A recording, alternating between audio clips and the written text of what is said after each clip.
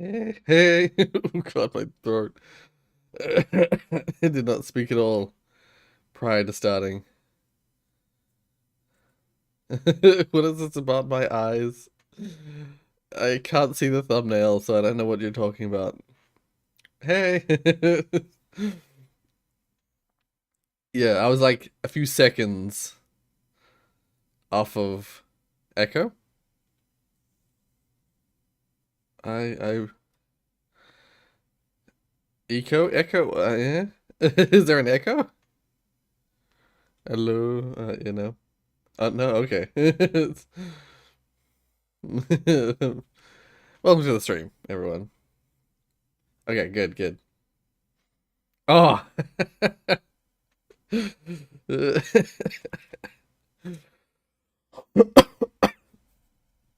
Welcome to the stream, everyone. Um, Now, where were we last time? We how many videos do we have today?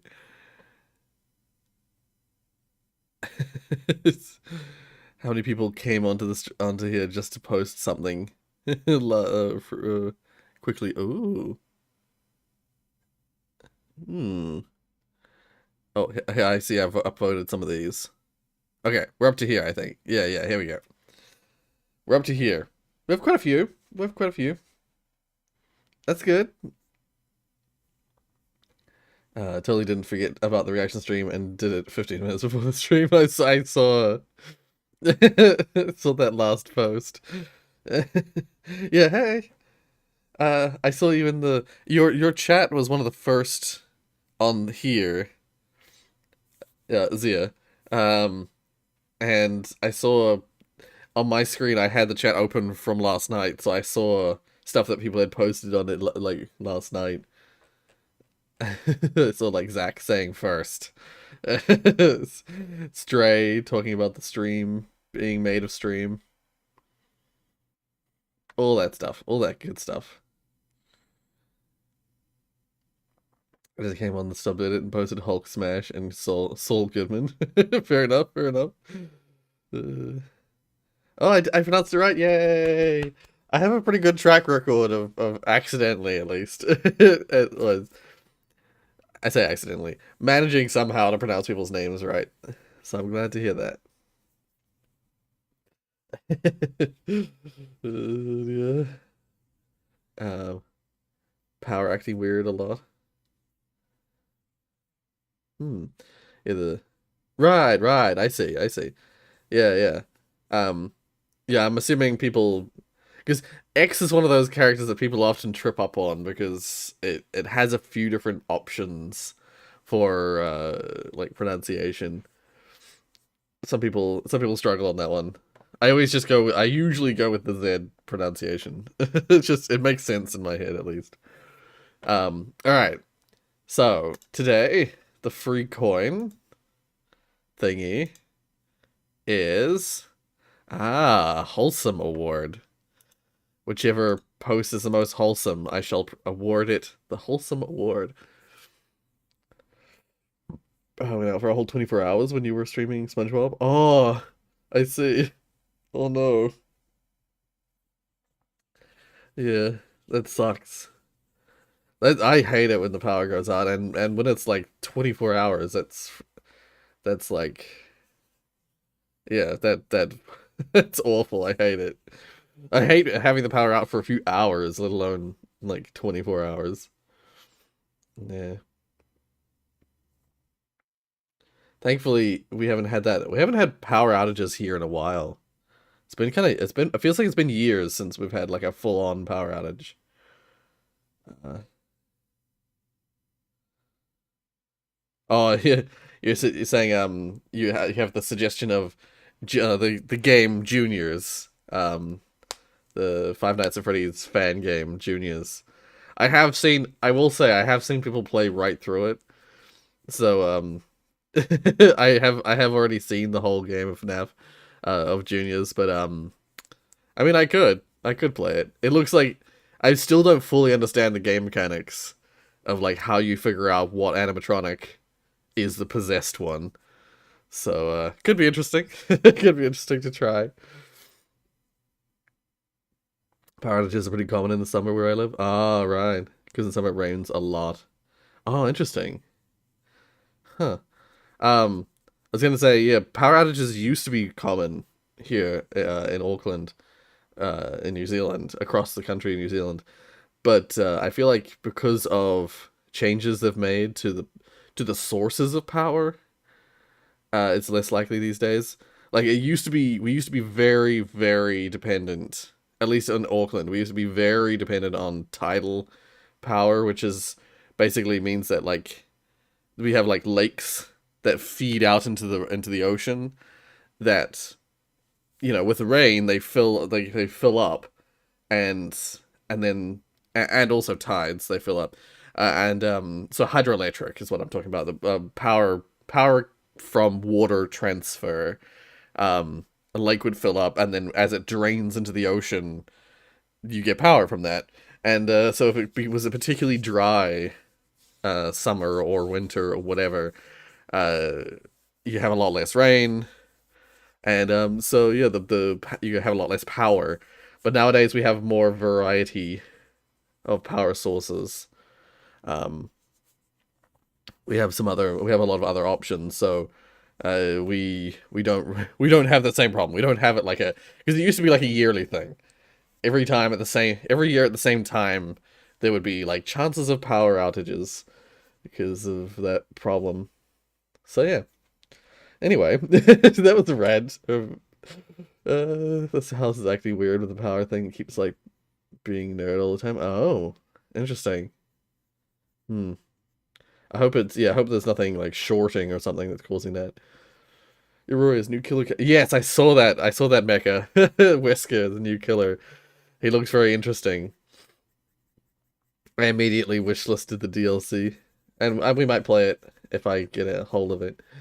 Luckily, food shops have backup generators. Yes, yes. It felt weird eating in the dark. That is something something I have not really experienced. Eating in the dark. That's interesting. Yeah, yeah.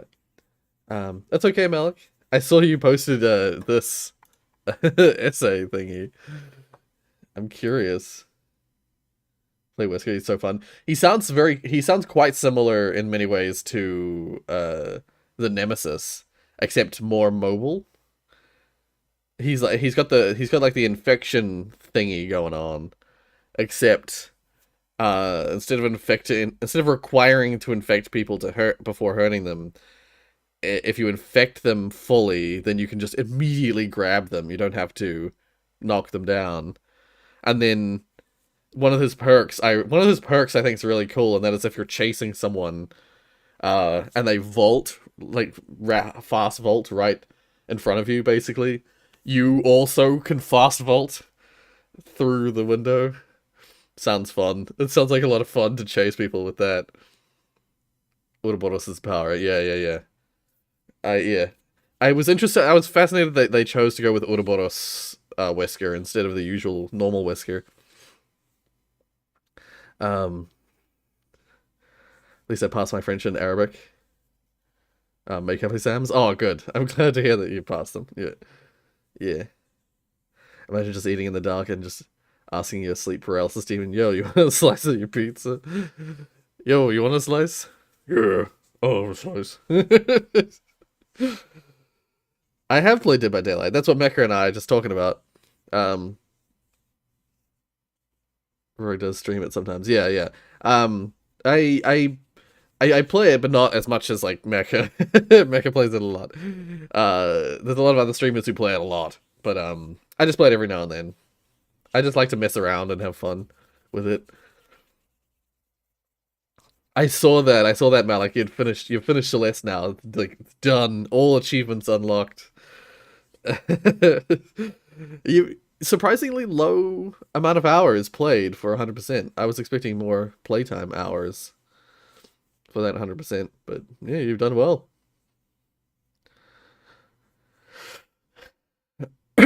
Yeah, yeah. Anyway, I should get started. So we're starting off with residential proxy service gets permanently shut down. What is this? We won't watch the whole thing because it's 11 minutes. 911 proxy service has been permanently shut down as of July 28th. Now, let me explain what this service I'm was gonna eat a because it's a banana little because I'm bit hungry. different than your Hungry. typical VPN or proxy I service haven't that played any stray influencers mods. might shill to you. So, 911 provided you with residential I saw IP that mod. addresses. If you were to look up, if you were to do a whois on one of their IPs, you'd probably see that they belong to Comcast or Verizon, like one of those residential providers, and it would be in a residential IP address block. Now, why would anybody care Cannibal. about that? Isn't the point of using a proxy or a VPN to just change your IP so that people can't track you? Well, yeah, for the vast majority of people, that's all they need, and it doesn't really matter what IP they get as long as it's not their own. But if you were to sign up to, say, ExpressVPN, for example, the IP addresses of all their servers that you're going to have access to are well known because that's a well known VPN provider. And people that are running websites and services on the internet, they can very easily just get a list of all of Express's or whoever's IP addresses and then filter them as they wish or limit the functionality of what traffic from those IPs is able to do. Because, of course, if you run a website, you're going to see the IP address of everybody who connects to you. And there's no way that they can prevent you from seeing that. Or at least there's no way that they can prevent you from seeing the proxy's IP or whatever you're connecting to before connecting to the website. And IP filtering Yeah, I is saw pretty that mod commonly too. done See ya. by social The media sites. dog For mod example, they for might not Stray. let you log in from certain IPs, or they might just let Very you cute. view posts and not make new ones or not upvote those. And the reason is to try to cut down on spam bots and people using I am sock accounts to cannibal. like upvote their own posts. Clearly, there's a huge incentive to do those kinds of things, right? To spam social media with different ideas for the purposes of marketing a product or for political purposes. Very often, bots are used to amplify certain political ideas on social media. And there's also bots that purchase things that are in limited quantities like PS5 or sneakers. They'll buy all of those Jonas, I for haven't checked it out yet, resellers in but I bulk will. because usually you're only allowed to make one purchase from one IP address. And then, of course, they'll block VPNs because anyone's going to try to do that as the first thing to change their IP. So bots that use things like NordVPN or ExpressVPN to switch their IPs for their accounts, they're going to get caught and banned very quickly. And it's pretty easy to just ban the whole botnet by doing IP range bans. But social media sites are much less likely to range ban residential IPs. And same thing goes for online stores because then that would likely end up banning a lot of legitimate users because just like My how beard is being NordVPN weird. has a block of IP addresses that they give to people, so does Comcast, so does Time Warner. So if you ban a large range, you end up banning a lot of real people. So having a botnet use a residential proxy service like this is much better. And there's all kinds of other shady things that people use these residential IP addresses for. Now, I'm sure some people out there actually do use these proxies for legitimate things. In fact, this could have actually been a cheap alternative to a VPN service because it's only $28 for access to 150 proxies, and supposedly that access never expires. Well, now it did, of course, but if you had this, like let's say that you purchased this 2 or 3 years ago, you would have presumably had access to 150 proxies for 28 bucks, and that's something that for most people would probably be fine. Um, Kind of depends on what you're doing. Like I wouldn't want to do any banking That's alright, with this Zia. kind of a proxy connection. But if Um, it's something I like, appreciate I the don't know, you sentiment. just want to browse social media, but you don't Yeah. want Facebook or Google to know your IP address, And then yeah, I I know mean, in some this would places probably members be still a don't work much as well, cheaper so solution it's than all using good. a VPN. Not everyone's able to But become even members. then, I don't know how But reliable yeah, I it appreciate would the be sentiment. since it's going to be using residential connections instead of more reliable data center connections. And overall, this just seems like the kind of thing, specifically having those residential IPs, the kind of thing that would be more attractive to cyber criminals than online shoppers or people wanting, like legitimate online shoppers or people wanting to legitimately use social media, not just have a bunch of sock accounts upvote a post. So it kind of makes you think if most people that are using this service are doing so for black hat SEO and illegal hacking activity, then who the hell are the people volunteering their computers to route this traffic? Because there were tens of thousands of nodes in this residential proxy service, 10 times as many as Tor. And the reason I bring up Tor is because it's a little bit similar in the sense that it's kind of a proxy service, or rather a proxy chain service that is run by volunteers, where sometimes the service is used for illegal activity. But in Tor, illegal activity will only be associated with your IP if you set it up as an exit node and someone is doing illegal stuff that goes into the clear web. If it's on an onion, then it can't be seen anyway. But this 911 proxy, it's set up just to be a single hop. You know, someone connects to you and then you go out to the internet on their behalf. So illegal stuff would be associated to you. Everybody is an exit node in this kind of setup, which clearly is not something that most people are going to sign up for. I mean, you could just look at the stats on Tor. There's lots of people who volunteer for nodes. You know, my nodes function as basically every single one of these flags except for an exit node. And so it turns out that when you start looking into how this actually gets installed on people's machines, that a lot of the proxy servers in this client proxy service are not exactly willing participants. 911 Proxy actually paid several other software vendors to bundle their proxy software with the installation wizard. So it was one of those programs that whenever you go to install some random shit off the internet, you got to make sure that a box isn't checked, or you got to make sure you hit disagree, because otherwise this is going to get thrown in. I think everyone's probably been there on especially a Windows machine in the past where you're installing something like just some random crap, and then you open your browser and all of a sudden you got a new toolbar, or you know, there's like 3 extra icons on your desktop, and it's like, oh, where did all of this crap come from? Yeah. 911 proxy. Back in the day, they sometimes wouldn't even ask you that shit. It would just put it on your computer. You want to install a piece of software, and it's like, you're like, yep, cool, agree. And then you like find out that it's installed like fucking 3 different softwares, and it's like, no, I only wanted the one. How dare you install the other 2 without asking? Stray. I did see a video about that. I saw a video about that as well. The guy who mapped out the city, you can tell like from landmarks to do with the big old dome. I don't know, the tube. You can tell from like the holes in the tube and the side and where the control tower is. You can see that apparently the way the cat goes at the end of the game is seemingly, at least, towards his home. Because his home was somewhere.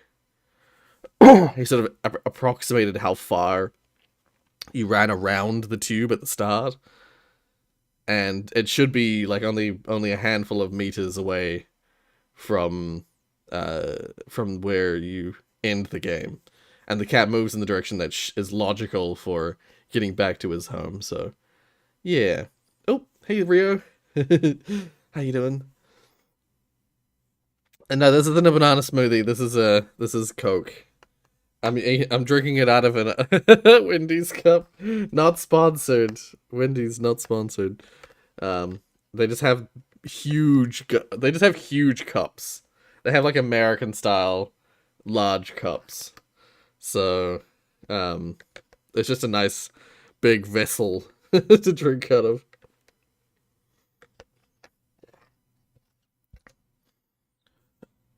Oh, really, Malik? That's interesting to hear. Oh, damn. Ah. Hey, Rorius, say Coke in Korean. I don't know how it's said in Korean.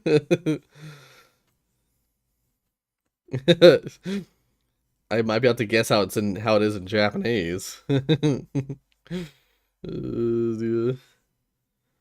Koku. I'm gonna start my cosplay soon for Halloween game convention. Oh, cool. Oh, Malik, awesome. If you're not shy about it, you gotta send me a picture of your Reaper cosplay. That's awesome. I miss Overwatch. I kind of want to play it again, even though I know it's like kind of dead and no one really likes it anymore. I miss the old days of Overwatch. I also can't play Portal anymore due to me getting logged out somehow. Oh. Oh shit, yeah. Oh. Yeah, Zia, you gotta figure out how to get back into your account. Trying to figure out your password.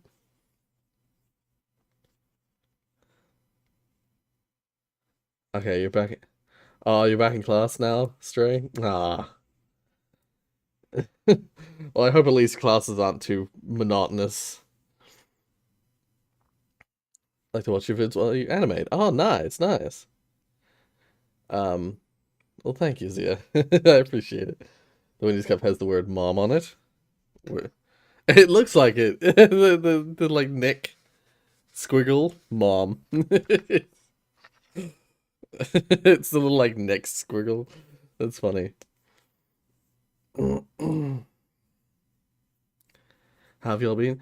I've been good. I hope everyone else has been good too. Uh, Overflowing with happiness today. Oh, that's awesome. What's making you happy, Rio? Share with the class. That's an unsubscribe.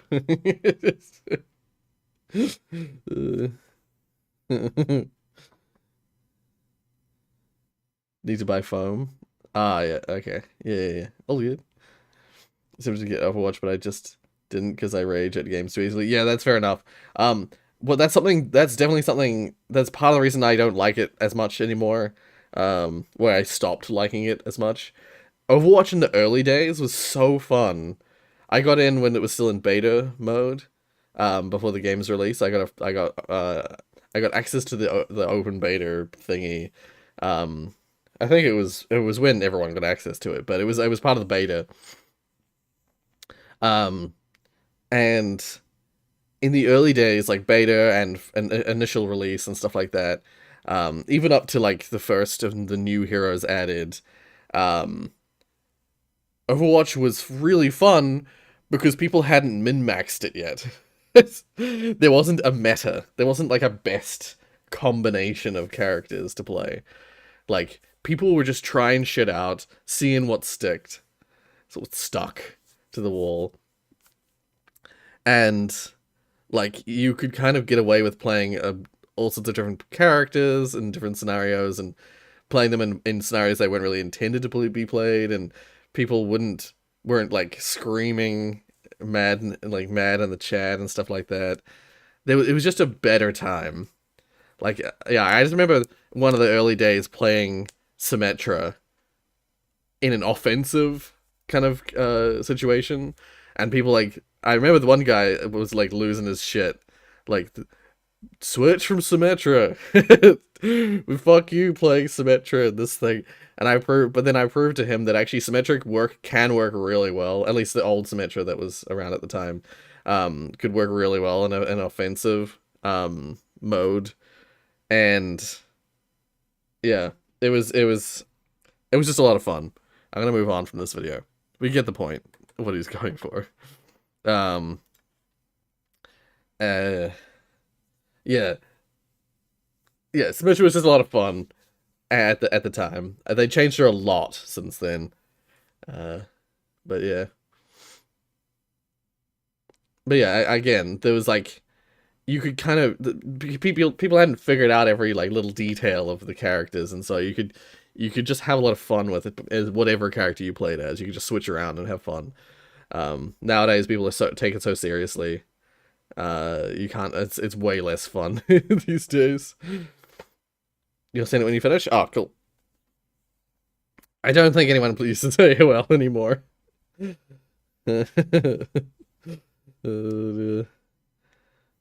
um, you literally have a week left. Ah, I see. Damn. Only a week left. Just being with someone who I love. very dearly. Plus, I've had at least 3 teas today. Ah, I see. Oh, I'm glad to hear it. I'm glad to hear it. Yeah. Um, it sounds like in a wind tunnel. Yeah, yeah, yeah. Why is it? Oh, yeah. Over cringe. Cringe night. Oh, Jim Jimone. Hey. Or is it Jim Jiminy? Is it Jim Jiminy? As in, like, Jim Jiminy, Jim Jiminy, Jim Jim Jim. Oh. If it is, I love the name. I tried posting my animation, but I don't think it showed up. I don't know. I saw it up above. I saw your animation because I actually saw it on Discord already.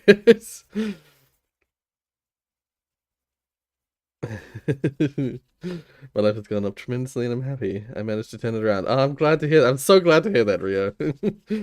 Yeah. Anyway, I should I should keep moving, otherwise we'll never finish this. All right. Oh God. According to according to Malik, bad essay. Let's have a look. The waiting room. Tom was a servant for the Queen, and he loved his job. However, one day the Queen's jewels were stolen, and some were found in his drawer. So they sent him to the waiting room. The waiting room is a place where people go for a couple of days before they get executed. Tom had 5 days left. He was sent there because of what he did. Well, actually, for what he didn't do. Tom knew he was framed, so before he got sent to the waiting room, he hired a lawyer to try and find who actually did the crime. The lawyers came... Sorry. The lawyer's name was Jack, and he knew Tom for a while. He knew that Tom would never steal anything, so he immediately went to the crime scene, which was the Queen's room. During his first day inspecting the Queen's room, Jack found a couple jewels left in the drawer where they were kept. Meaning the person who stole the jewels probably did the crime in the dark because they did not see them all. Jack's second day was more successful. He first checked the drawer again. Nothing was there, which he hadn't seen before. Okay. He checked the window, and there was nothing there either. This was the same with everything else in the room, but he was leaving... But as he was leaving, he found a blonde strand of hair. When Jack found this, he went to the Queen's nightstand, which was where she kept a list of all the people that worked there. Jack looked for all the people with blonde hair. The ones on the list were the janitor, the gardener, the butler, the chef, the guard, and the maid. Jack was very happy with this discovery that day because it lowered the amount of suspects from more than 100 to 6. Oh, wait. How do I just... Oh, I have to... Okay, it actually opened it like a picture. Back in the waiting room, Tom had lost his most valuable item, freedom. Is everyone... I made this when I was 10, I think. Right, yeah. Okay, it does read a little bit like a young child wrote this. It's something like I would have... It feels like something I would have written when I was about that age, yeah. Oh, yeah, Tiana. As to do with the roles and stuff like that. It, I've currently still got the old roles active. With like a little apostrophe next to them because a bunch of people haven't linked their YouTube account yet to Discord, so I don't want to take people's roles away just yet.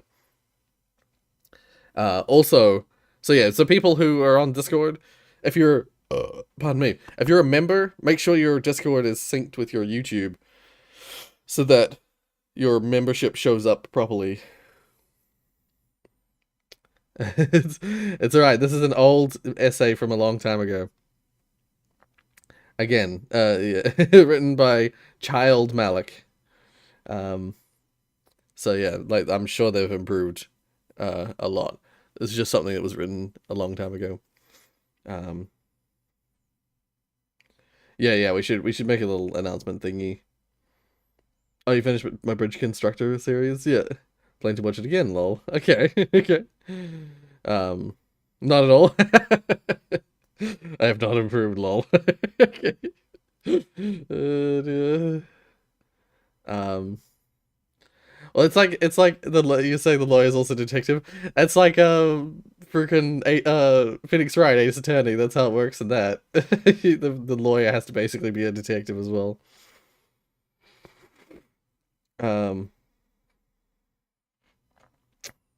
What else was I was gonna add to that?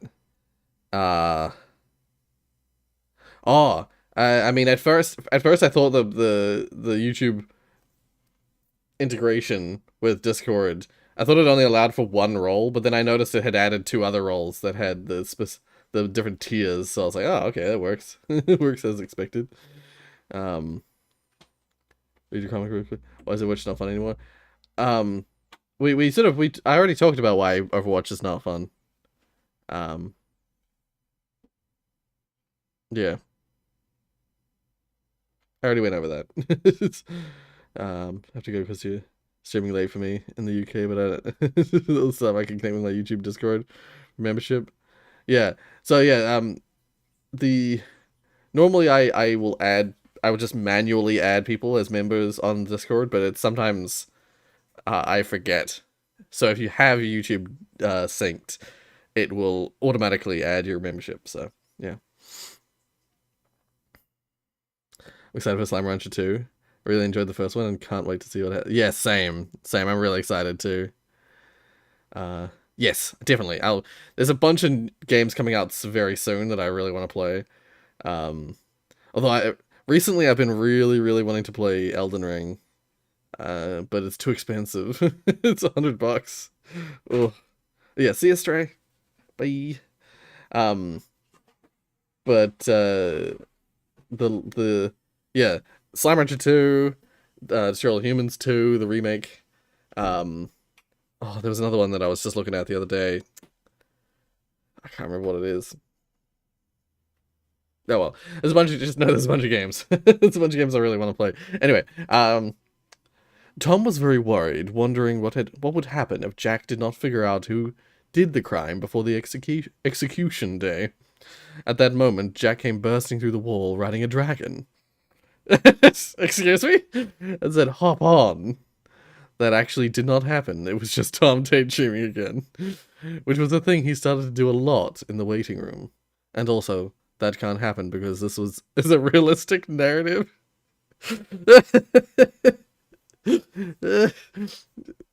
On the third day, Jack checked the room once again. He checked the bed, he checked the drawer, he checked the window, he checked the night. He stepped on something squishy. He sat on the queen's bed and raised his foot. On his shoe he found a clump of brownish red stuff. It was either dirt or food. He smelled it, but smelt nothing, and it looked as if it fell off a piece of clothing. Jack walked over to his notepad, which had all the suspects, and he crossed out the maid, the guard, and the butler. His last suspects were the chef, the janitor, and the gardener. Jack was about to go and interrogate them, but then he realized it had turned 8 p.m., which is when all guests must leave, so he went home. Tom was not doing so well in the waiting room. He had no human contact for 3 days and was scared of the thought that if Jack did not find who did the crime, then after 2 days he would die. Then he sat down in the corner of the waiting room. He thought of his dog. It was his only friend, other than Jack, and was in his house where no one fed him for 3 days. He knew his dog could not last a long time without food, but if Tom had died, it could not last forever. Oh, he knew that his dog could last a long time without food. My bad. Tom began to cry because he knew that he was most likely going to die, and he did not want his dog to go as well. The fourth day was the Jack. I keep skipping words. Sorry, I'm terrible at reading stuff out loud. I stumble all the time. The fourth day was See? The fourth day was the day Jack interrogated the janitor, chef, and gardener. Firstly, he interrogated the chef. Jack asked where the chef was during the night of the crime, and the chef said that he was in the kitchen putting his pots and pans back in the drawers. Jack looked into the eyes of the chef after the chef responded. The chef did not even... You probably should use a pronoun. This is where a pronoun is like... He asked the chef where he was during the night of the crime, and he said that he was in the kitchen putting his pots and pans in the drawers. Jack looked into his eyes, and Jack looked into the eyes of the chef after he responded. He did not even break a sweat. Jack then asked if he saw any suspicious activity that night, and the chef replied that he was leaving. He saw the janitor walk into the janitor's closet holding a bag. Jack let the chef leave, and Jack let the chef leave the room. Secondly, Jack interrogated the janitor. First, Jack asked him where he was. First, Jack asked him where he was at during the night of the crime. The janitor said to Jack that he was in the dining room gathering his supplies so that he could go home. Jack then asked what was in the bag that he was seen carrying into the closet. The janitor responded saying that it was filled with grass clippings from the garden. Oh, the grass clippings that the gardener asked him to clean out, even though it was the gardener's job to do that. Right, yeah. Okay. Jack then asked why the gardener asked him to do it. The janitor shrugged. Jack let him leave the room. Lastly, Jack interrogated the gardener. He asked the gardener the same, where he was during the crime. The gardener claimed he was leaving the palace. Jack then asked the gardener why he asked the janitor to do his job. The gardener replied that his wife was not feeling well, so he left earlier and asked the janitor for a favor. Jack let the gardener leave. Jack then went home, wondering about their responses, but he could not find anything suspicious in their words. The execution day had come. It was going to happen at 4 p.m., so Jack went to the palace early. When he got to the Queen's room, he was stumped, so he sat down on the Queen's bed and looked out the window and saw people walking to where Tom was going to be executed. Then a lady entered the room and started talking to Jack. She told Jack that she overheard him interrogating the three people, and that she had also seen something during the night of the crime. She said that she was leaving. She said that as she was leaving, she saw a bag fly out of the Queen's window and into the garden. She brought Jack to the window and showed him where she saw it land. When they were looking through the window, everyone had already left to go to the execution because the time was 3 p.m. Just then, the gardener walked over to the place the lady saw the bag land, picked it up, and took a jewel out. Jack and the woman started to run out of the room, and Jack quickly checked the list the Queen kept to make sure that it was the gardener. Then he also saw that the list said the gardener was not married in the description. After that, they rushed down the stairs, went through the palace doors, and arrested the gardener. The gardener immediately confessed. Jack thanked the woman and ran, pulling the gardener to execution site. It was 3:50 p.m. as he ran as fast as he possibly could, and entered screaming, "Wait!" Tom felt a rush of relief as Jack explained everything and replaced Tom with the gardener to be executed. Tom thanked Jack afterwards, and they both went home. An interesting essay. I can't say that we've ever had an essay posted to the Reddit before. What an interesting read. My teacher told me to make it realistic. So that's what you put a little like nod in there. And also that can't happen because it's a realistic narrative. I love that. Yeah, love the story ends happily as the gardener gets his head cut off in the background. Yeah. Oh, you have to go? Oh, I see you, Rio. Hope you have a good day. Good rest of your day. Alright. 3D printing gun. Chad discovers infinite money. Glitch IRL. Okay. Oh my goodness, this is one juicy story. It's almost as if this story was specifically made just to put a smile on my face because almost all my favorite things are here. Somebody using 3D printer tech to make guns and then selling those guns for profit to a gun buyback program in order to troll the government. Now, if Oh, you aren't familiar with gun buyback programs, they are typically done in the cities where I guess more anti gun people tend to be, more people that would actually turn in their guns to these oh my programs. God, that's And the brilliant. program is usually hosted by the local police of the city. And it's supposed to be no questions asked. You can come, drop off some guns, and get some money for them. It doesn't matter if you're a gangster guy that had a recent change of heart and you're bringing in your Draco and your Mac 10, or if you found a gun in a ditch somewhere, or if you're just some kid turning in your great grandpa's M1 Garand. And by the way, if you are a kid thinking of turning in grandpa's M1 Garand, just give it to me. I'll make sure that it gets taken care of. So, the idea with buyback programs is to, I guess, just reduce the number of guns in existence because once they buy them, they destroy them, which makes the anti gun people happy. And it's voluntary. This isn't a mandatory buyback program. So, if you want to keep your guns, you We can. You actually, don't have to. New Zealand had a big old buyback system a few years back because of the shooting that happened in Christchurch. Um, an Australian guy came to New Zealand, somehow acquired a gun, and then went on a rampage, killing religious folk in Christchurch. And it happened on my birthday, which I hate that. Now my birthday is forever the anniversary of that fucking shooting. Um, but yeah, the New Zealand suddenly made up like a buyback system as well for all the people who had weapons that are now fully banned. Like it was already pretty hard to get weapons here in New Zealand, but apparently a bunch of weapons like that I thought were banned were not banned. And they set up a program for those guns. But yeah, we don't really have a lot of guns here, so I don't think it's still going on. I don't think I could exploit this.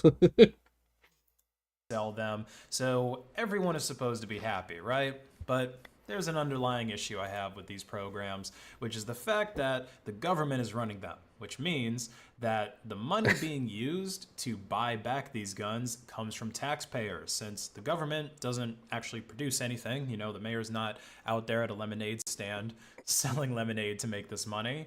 And in this particular case, the funding comes from an initiative called One Safe Houston, which uses $44 million in federal relief funds to fight crime in the Houston area. And gun buyback programs are a part of it.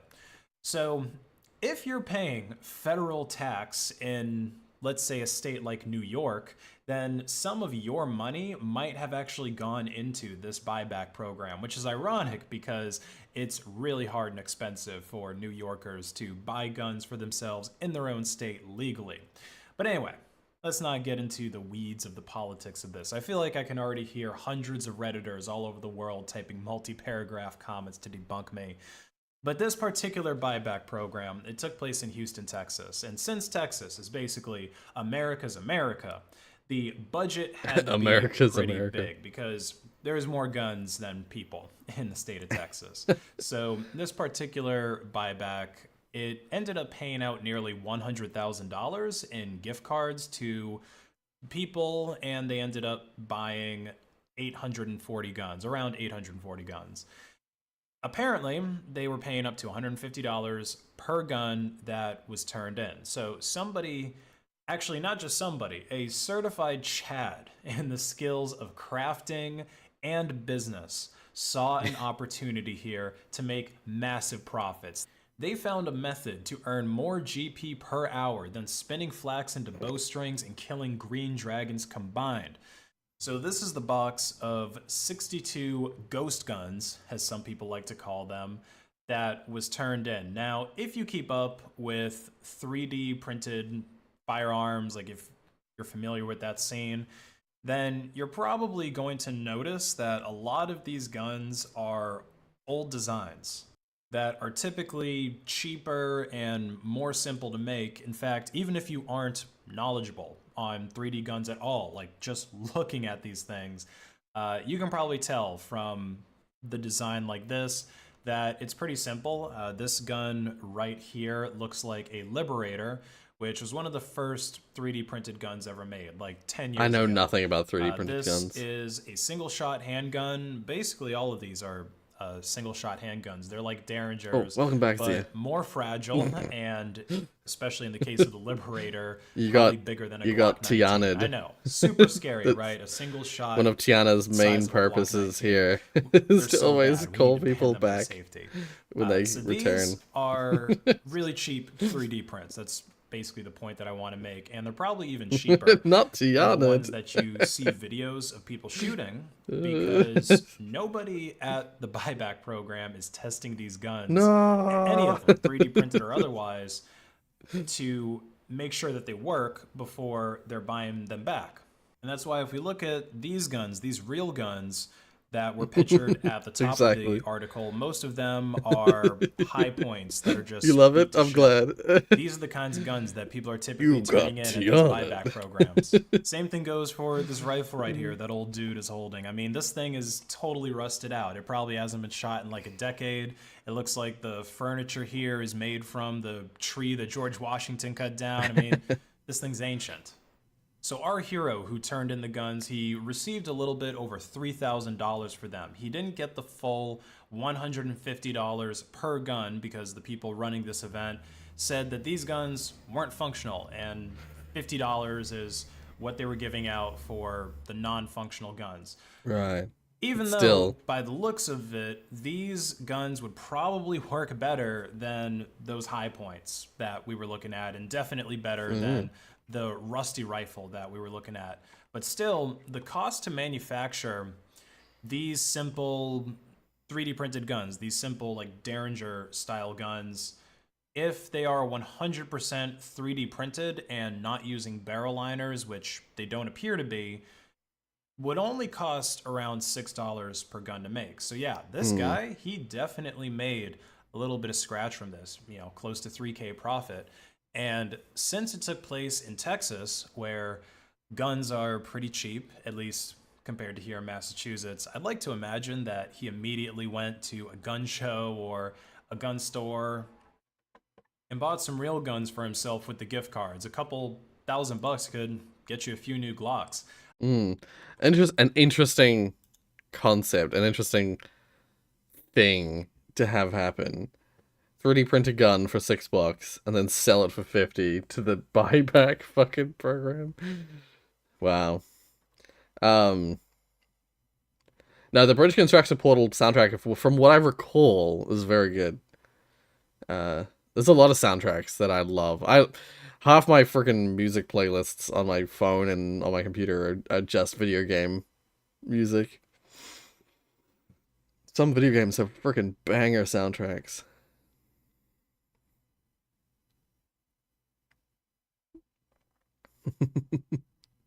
Back, front. Had to do something for a bit. All good, Jesse. Yeah. Alright. I didn't want people to see this. Alright.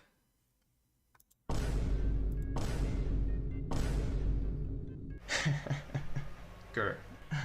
Yay! How is this not hilarious to anyone but me? People are stupid. And I also want to thank a special person out there, and that is the first person who likes my videos. I'm just like, yes, success, being human sucks. Dot. Like, what? Yo, I'm the son of God. Do you like my shirt? Anyway, have fun. Wait, no, I normally say have a good one. He loves us apparently, right? Then he's kinda stupid. But being on YouTube, it truly shows you the level of stupidity. I want you right now to believe that you can fly. Have you done it? Great. Jump out your window. When it comes to death, I'm not overly concerned. Take my organs and give them to Wait, is it? people. It is 20 minutes. I cannot watch. I can only watch a small amount of this. I don't know who this is. And also, it's completely out of context, apparently. Unseen deleted videos out of context. For years. It's years of content as well. chop up my body. Whoever can use it. Oh, Good stuff. see you, You Zia. can eat parts of me if you really wanted to. It doesn't matter. Have a good rest of your day. Because me, I ate Fruit Loops that day. It's Or your another night. person who ate Cocoa Pops that day. Hello. You can do whatever you want. You can Let's go skip on ahead. the machines. But different. Ah, yes, I see what you're doing there. We're not destroying your universe. Don't need to beat it into me, Disney. It was being beaten into me in a way to make sure that I had to accept it, and I don't like that sort of... Ah! I'm so angry! Ah! Ray! Ray! Boo, boo, boo. Evil. This did not need to be called a glass. And a very large one at that. This is obviously not a dog. This is not a carnivorous mammal. Everything is evil. So anything that is not that is evil. Blah blah blah is evil. Killed small children. This would therefore be a good act by definition. The only reason you could call murdering small children evil is meaningless, pointless. You could not be more difficult. Throwing acid on someone's face is not going to increase their well-being, right? Or increase their happiness. So everything that is not this mobile phone is evil. What with the point of me saying this? It wouldn't tell you. Sure. That was weird. He likes to speedrun GTA 5 a lot? Ah. Interesting. I've never seen someone speedrun GTA 5. Could be an interesting thing to look at. Alright. Wait a sec. Did you just... ...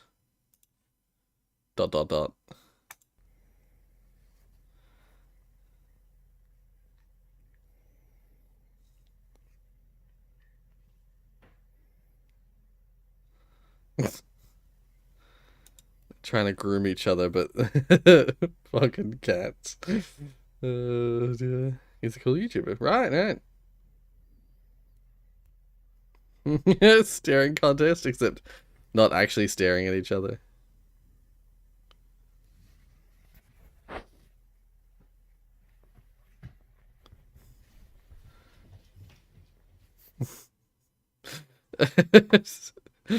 Dear. Cute. Alright. Now, vote now? Some ordinary gamers. Arabic ghost hunting moment. Who would win? A paranormal abomination hiding behind a corner, or an Arabic man yelling Bismillah? I don't know what that means. The Arabic do? They have no fear.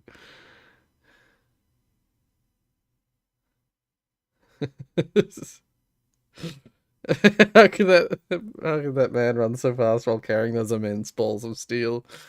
Yeah, there's definitely a reference to something. I don't know what it is, Zach. I don't know what this is. It's funny though. Alright. This one could be interesting if you used to enjoy games that you used to play but lost interest in later days, weeks, months, years. Note, this video is 10 minutes long. You may want to skip to a chapter that stands out to you. Okay. Let's have a look.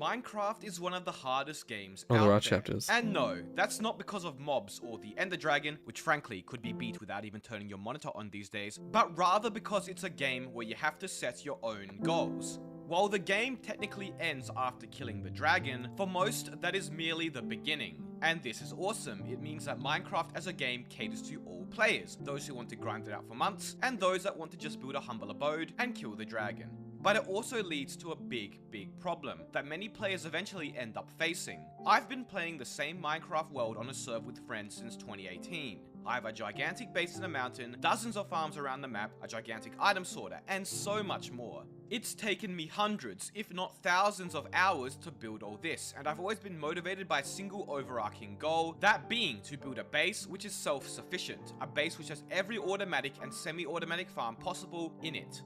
A goal set entirely by myself. This is a hard goal to achieve because it's not just a super flat world with dozens of farms scattered around. It's all built within a mountain, needs to look good, and requires lots of planning. If I go into Spectator, you can see how close everything is. My lack of frame rate also displays this. Nonetheless, this dubious goal has kept me motivated to play the same world for years, and while I would burn out or get bored of the world every so often, I would always find myself eventually returning, reinvigorated, and ready to continue my dream base. My entire YouTube channel only exists because I decided to edit some funny moments of me and my friends playing on that world, and even now, many of the videos I've made are topics I've only come across due to my deep interest in the game that stem from experiences in this one single world. But over the past year or two, things have changed for the worse. Oh, definitely The last time Firewall. I really played I'm a survival terrible builder was in Minecraft. 1.16. That was mid to late 2020, and it's now been almost 2 years since I returned to my world. I have lost all motivation to play survival Minecraft. In fact, my interest in updates past 1.17 has also waned significantly, and if it wasn't for the fact that I run a Minecraft YouTube channel, I probably wouldn't even know what changed or was added in the following updates. I've lost interest in vanilla survival Minecraft, and I don't know what to do. Don't worry though, I haven't lost interest in making videos, so be sure to subscribe and help me get to 500k by the end of the year, and get this badge next to your name. No pressure. Anyways, let's try to figure out the problem then, and to do that, we have to understand why it exists. Minecraft is a sandbox game, which means it allows players a very high level Nathan. of freedom and creativity Good in timing. a given environment. However, sandbox games often don't include predetermined goals. You see, most single-player games have a story. You undergo various tasks, complete various objectives, fight various enemies in order to accomplish little goals set by the game. These goals overall all make up and lead to one overarching goal, to finish the story or to beat the game. Yes, you can take your time, explore the world, and get your $60 worth, but that still doesn't detract from the fact Nice. that there's an overarching goal or end to the game. Online games also have similar overarching goals, which you complete various smaller goals to achieve. A game of Rocket League may seem super basic at first glance, but involves lots of goals. Literally. You initially want to score as many goals as possible so you can win the game, which contributes to an overarching goal of reaching a higher rank. But this is where Minecraft differs. The initial overarching goal of Minecraft is to beat the Ender Dragon, and to do that you need to complete various other smaller goals like getting gear, Eyes of Ender, and more. But after you've killed the dragon and snagged your elytra, then what? There are no predetermined goals left. This is where you as the player have to take over and start setting goals yourself, which is no easy task and why many players don't end up playing a world much longer after they have beaten the dragon. Oh, and maybe because stuff like this happens as well. Wait, where'd you go? You could spend hours building a massive castle Oh my in a God. huge cave base, or dubious amounts of farms, but what's the point? The game's already beat. Motivation becomes key now. Players have to set goals and be motivated to achieve them for whatever reason that may be. Those that do continue get one of the most satisfying and rewarding gaming experiences you can get, which only adds fuel to the spark that is motivation. Let me use the pride and joy of my Minecraft base, my item sorting system, as an example here. A build which took me dozens of hours over a month or so to build. I first used TNT to bomb out a nice natural area in my mountain base. Then I cleaned it up and set in place various levels and stairs which I knew I would place chests at. I cleared out space for redstone, calculated how many chests I would need to sort the items I wanted, organized what items I would group, and how many chests would be required to group them in a specific document. For example, nether blocks. I added item frames, collected a sufficient number of all 110 items I was sorting, and then added the redstone. This involved many expensive item sorters in a cascading descent, only possible due to resources from other farms I previously built.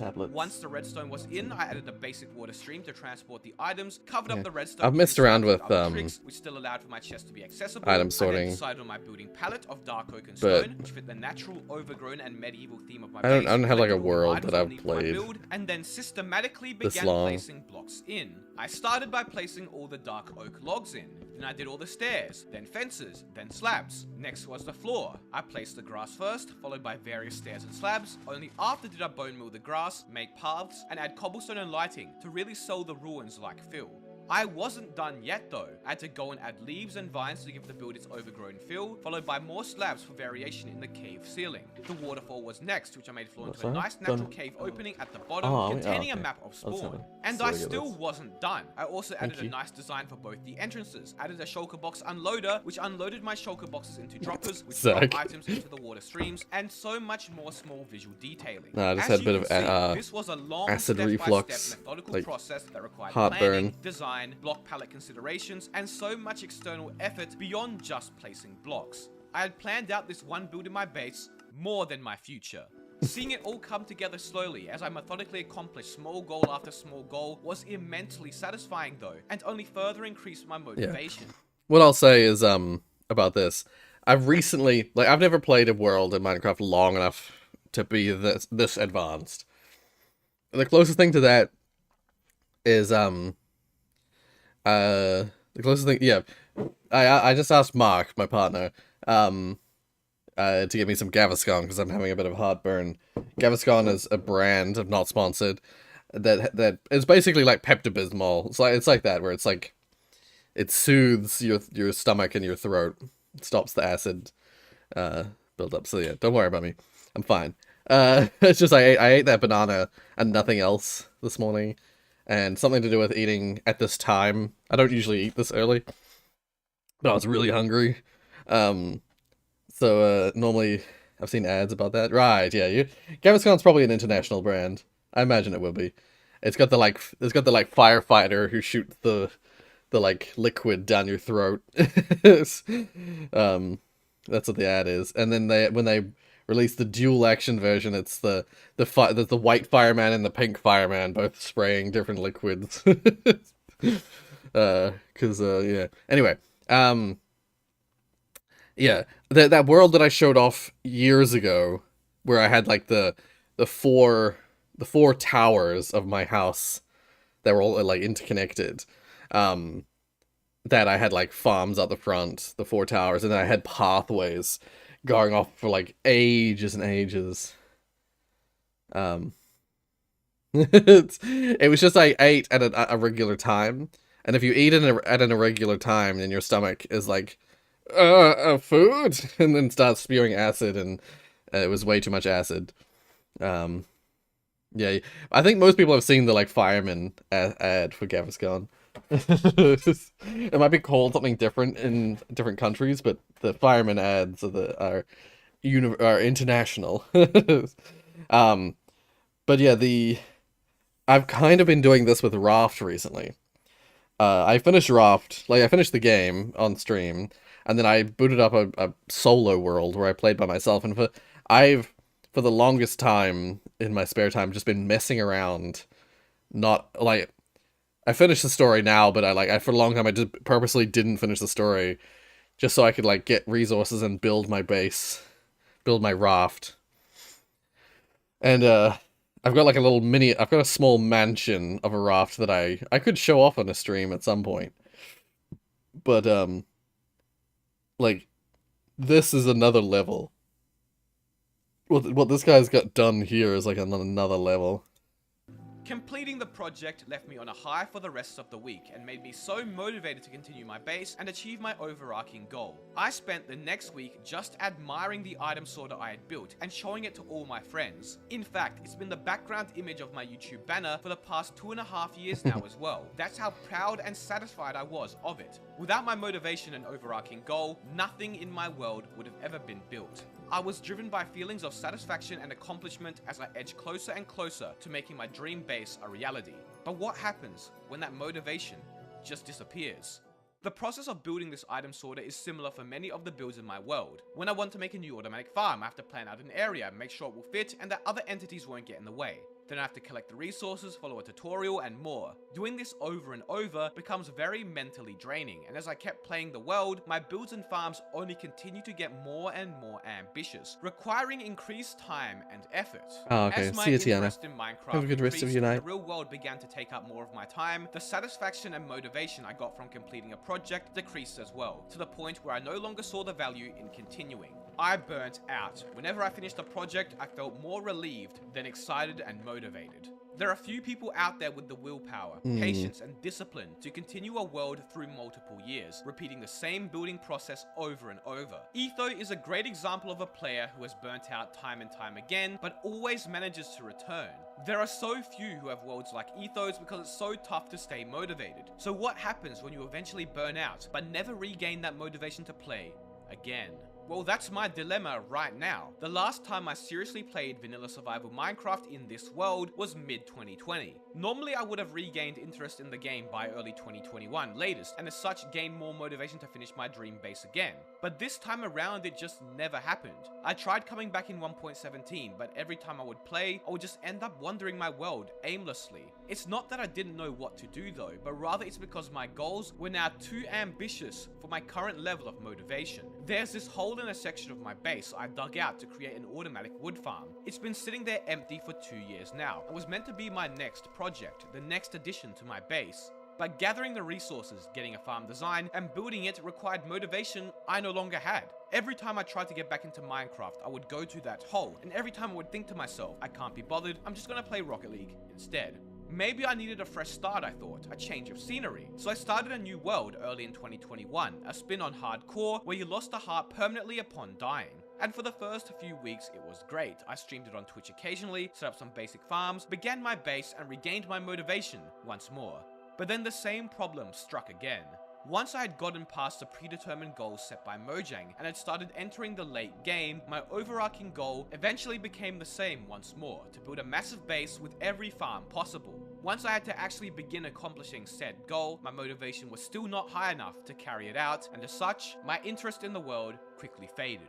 It's like I'm stuck in a loop. My overarching goal when playing vanilla Minecraft seems to never change no matter what I would try, what mods I played, and what changes I would make, but I no longer have the motivation I once had to achieve that goal. So even if I start a new world or find a new twist on survival to spice things up, it's always short-lived, as after a few weeks, my goal becomes the same again, but my motivation never restores. I should clarify that I'm still interested in Minecraft overall, and while some of you might want it, I won't be quitting YouTube anytime soon. I love reading about and making videos on Minecraft's history, its niche or weird elements, and I love talking about Minecraft multiplayer, my server OG network, the experiments I've created, and things I've learned from running a server. But my interest in vanilla survival Minecraft, raw Minecraft at its core, has only continued on a downwards trend since 1.16. I'm stumped. I don't have a solution to my lack of motivation. So sorry if any of you are in the same boat and were hoping I'd have the answer. I'm currently banking on a massive 1.20 update to renew my interest in my world and survival Minecraft overall. But who knows?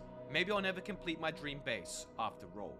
I hope you enjoyed the video, even if it was kind of depressing. Let me know what you think in the comments, and if you have any suggestions. No, it's an interesting like analysis of like games, motivation in games and stuff like that. Yeah, because that a lot of games, especially games with like survival crafting or like crafting in general, like base building, crafting, and survival stuff, they tend to lean themselves towards that idea of like being able to kind of be played forever, you know?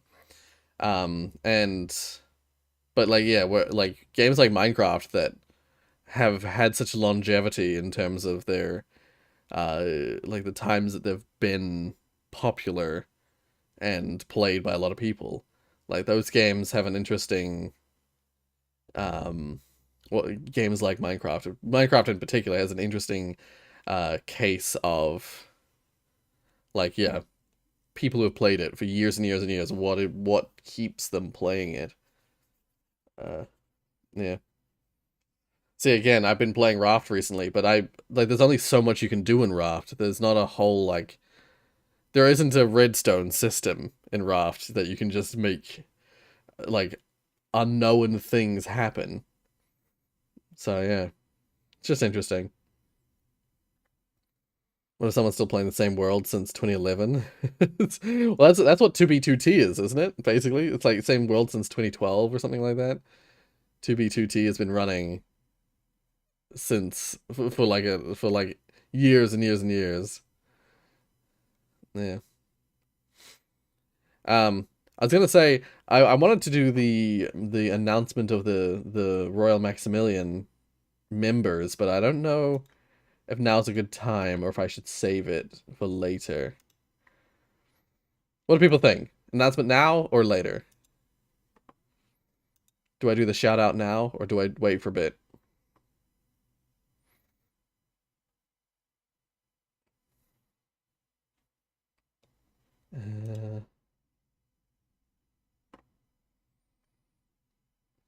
I say get it over with. Okay. Yeah. It's weird on YouTube at the moment. It says that like there's two different places where it shows where viewers are at the moment at any given time. On one section of what it says, it's for a second there it said 7 concurrent viewers. But in another place it says 0 concurrent viewers, as if no one's here, but you guys are actively chatting. So YouTube, get your shit together. So anyway, let's go run through the Royal Maximilians. So, we've got Jonas with 26 months of Royal Maximilian. We've got Core Gamer with 23 months of Royal Maximilian. We've got Josie with 21 months of Royal Maximilian. We've got King of Fools with 17 months of Royal Maximilian. Digits with 16 months of Royal Maximilian. We've got Tiana with 27 months of Royal Maximilian. We've got Rocky with 12 months of Royal Maximilian. Oh, did I say RNG? With 9 months? Shit, I might have missed RNG with 9 months of Royal Maximilian. We've got Malik with 1 month of Royal Maximilian. I think these, yeah, we got the gifted subs here. We got Malik with 1 month of Royal Maximilian. Fireboy with 1 month. Zach with 1 month. Stray with 11 days. Nathan with 1 month. And 4 games with 1 month of Royal Maximilian. I appreciate you guys helping out the channel, because I currently don't have a part-time job anymore. So the only money that I'm getting these days is from donations. So yeah, your donations and your memberships really do help me a lot in this current time. Money is very tight. Yeah. Also, I see that. Oh God, my freaking headphones. I see that quite a few people have voted by the looks of it. That's good for the next that last vote thing I've put out. It looks as though Ultra Modded is going to win the Fallout 4 series vote. But anyway, all right. Yeah, thank you to everyone who's a member, whether you're Royal Maximilian or you're just blessed. I appreciate it. Most likely forget later. Yeah, true. Good point. I'm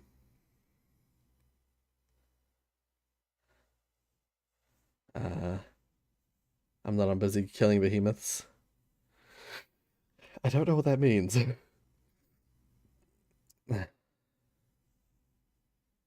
Can't wait for the rainbow. Yeah, it's so close.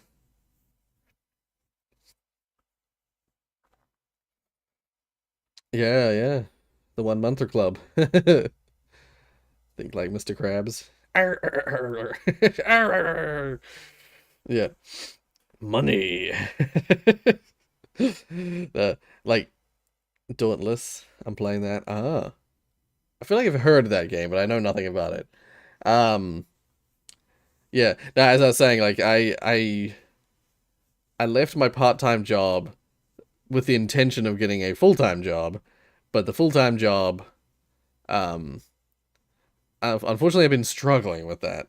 I didn't think I was going to struggle as much as I have been. So I'm honestly, I'm glad I quit the part-time job so I can focus on the full-time job thing. But yeah, it means that at the moment money is real tight. I can't afford to buy things like Elden Ring. I really wanted to buy Elden Ring and play it, but it's $100 and I just can't afford that right now. Yikes. At least, yeah, 100 New Zealand dollars in my part of the world. All right, anyway. Can you guess? Child quote or celebrity tweet? Interesting prospect. On my left, I have some Reddit threads of parents sharing things that their $100 million? very young I children wish. have said. On my right, I've sourced a collection of celebrity tweets. But which is which? Are the following the thoughts of the most famed and influential members of our society, or just someone's fucking idiot's kids? There's 20 of these. Best of luck. If chickens could say, love me, that would be awesome.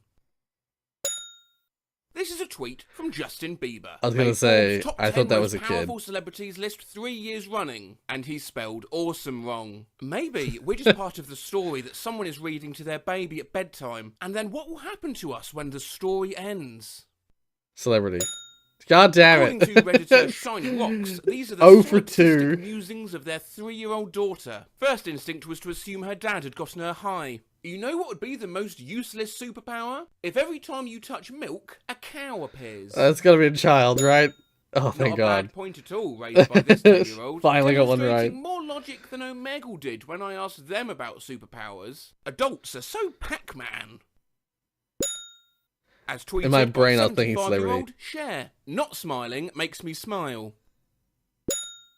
Sheer wisdom. I'm gonna there stop from guessing. Self-proclaimed genius Kanye West. I want some fucking cookies. Mainly because I couldn't do it in time there. Not revealed how old this kid was, but in any case, the registered parent seems proud of them for their correct fuck usage. Don't waste diamonds on a hoe. Oh, hey, someone's lie. The words of a 9-year-old boy talking about Minecraft. Welcome I to the can't channel. believe my grandmother's making me take out the garbage. I'm rich. Fuck this. I'm going home. I don't need this shit. So sorry if you've seen this one before, but I just had to include it. That was tweeted The by 50 fuck? Cent. A fart is just your poop turning to dust. This was the quote of a 3-year-old. It earned 4,500 upvotes on Reddit, several calligraphy depictions, and a cross-stitch. Do ants have dicks? The busy mind of Kourtney Kardashian. Not really, Kourtney, no. They have what's known as an adigus. Oh, you're not listening. Sometimes I pretend I'm riding a Ferris wheel made of bones. The parent in I was like, that's question gotta be said, a sometimes I child." like to pretend I'm on a roller coaster when they were driving down a hill, and this was the macabre retort from their 4-year-old. I can't cut my pancakes. Why is life so hard?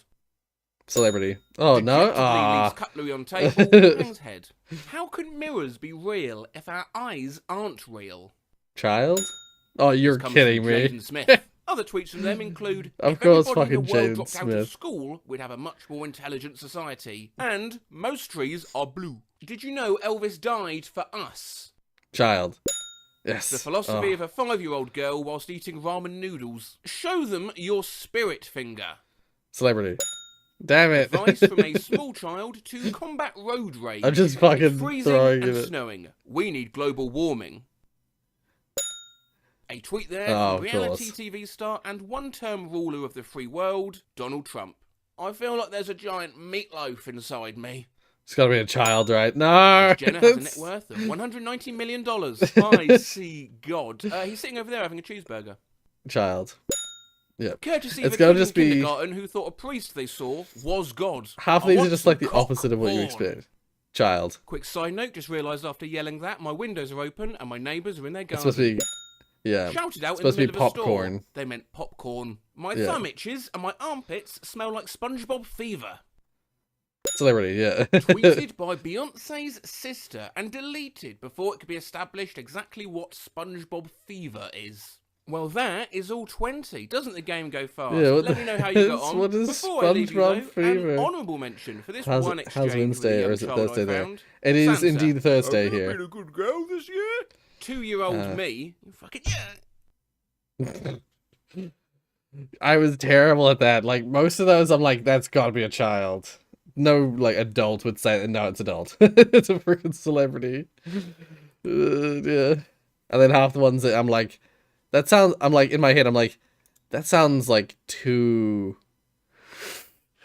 adult to be a child. Ooh. It's gonna look like too adult to be a child. Nope, it's child that said it. So I started doing like the inverse of what I thought. I'm like, that sounds adult. It's gonna be a child.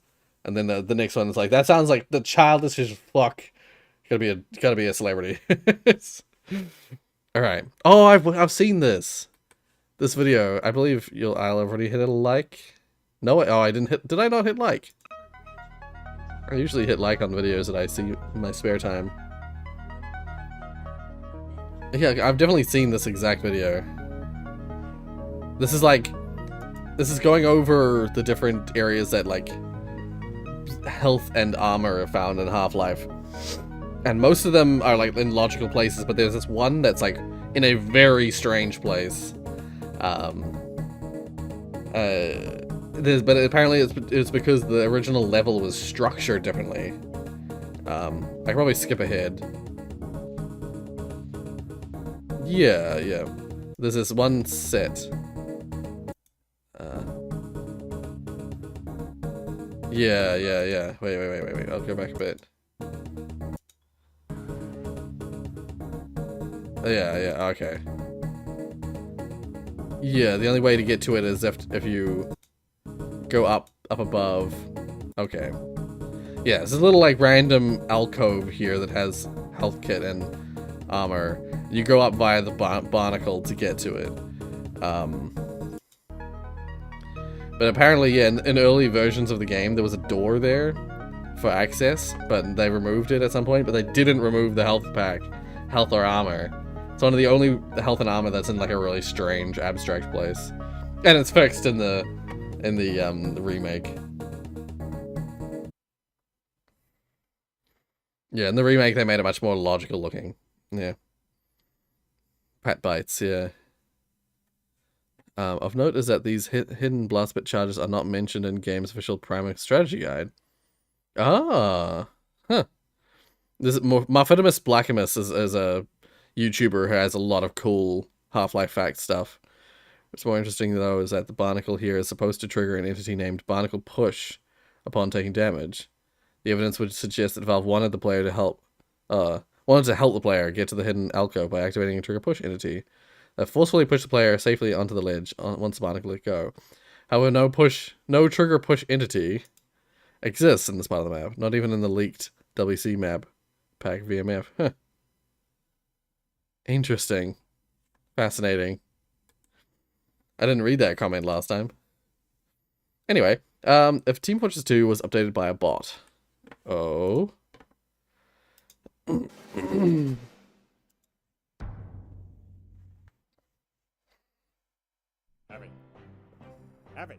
Abby, wake up! Thank you. Now, there was some reason I came to you, but I don't remember what it was. Oh, right, I remember. It's been so long since the last update. When are we going to get new weapons? Yes! I need a head to live. The player base has gone rabid, Heavy. We've got to ship something out to them, but we're all out of ideas. I can't think of a single possible thing that we could put in the game. So that's why I've come to you. You're our last hope, Heavy.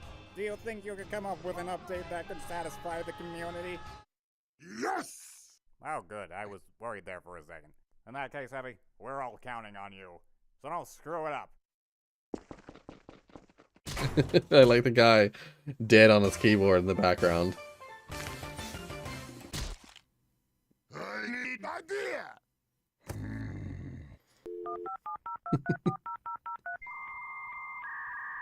Ah!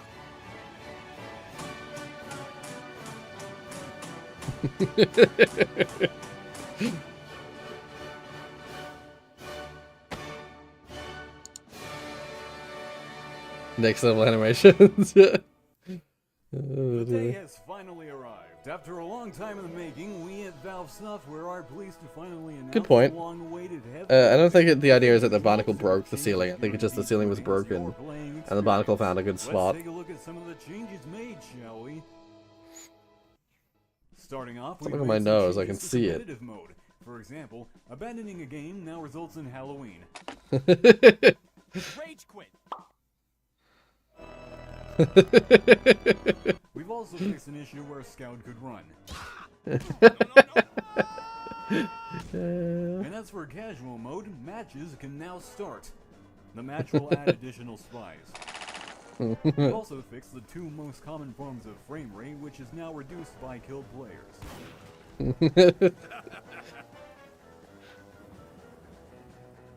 Engineer, no!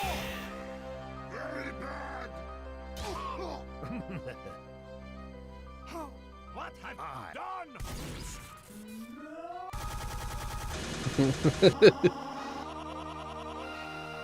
Let's take a look at the other general changes to the game. Cow Mangler can't play. What? Advanced options to use the air. Damage will no longer granting low quality textures. Oh no! Added the damage.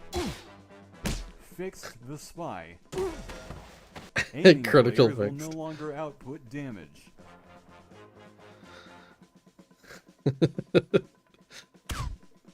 What?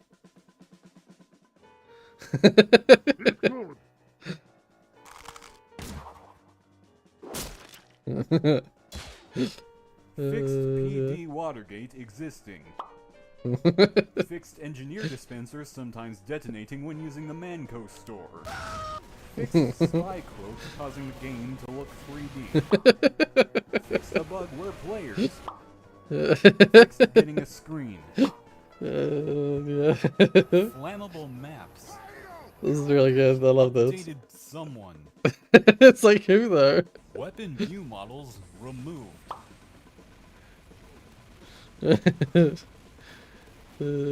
Added PD Watergate. Added it back. Contains 17 new main menu. Fixed a bug where ammo. Fixed being able to charge. Added 32 characters. Nice. Added 5 new spy. What the? Oh, and also the cozy camper no longer detonate. The spy is burned while undisguised to hell. What the hell? Removed the spy from Liberty. What is that? Spy no long Uber build slightly. Run purely with a revolver. New spy revolver reload will also toggle the developer console. Bushwhacker increased the localization speed by 60%.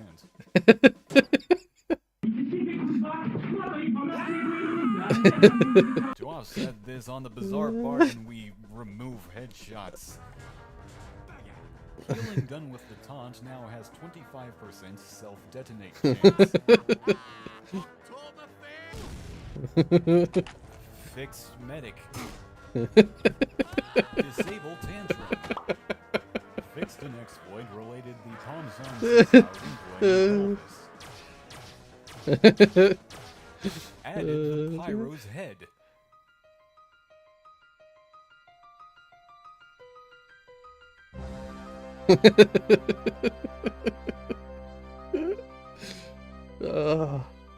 As for the critical, added teleporters. Yeah, I think in terms of Valve, not keeping up on their games. In 7 seconds. wait. I think the reason why Valve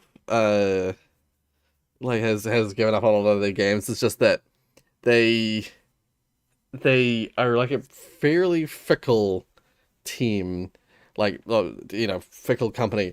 Like they get ideas in their head about what they want to do, and they just kind of like there's no one telling them what to do. There was no one like saying we need to keep up these games because they make us money. They just kind of like expect people to do work on projects that they want to do work on.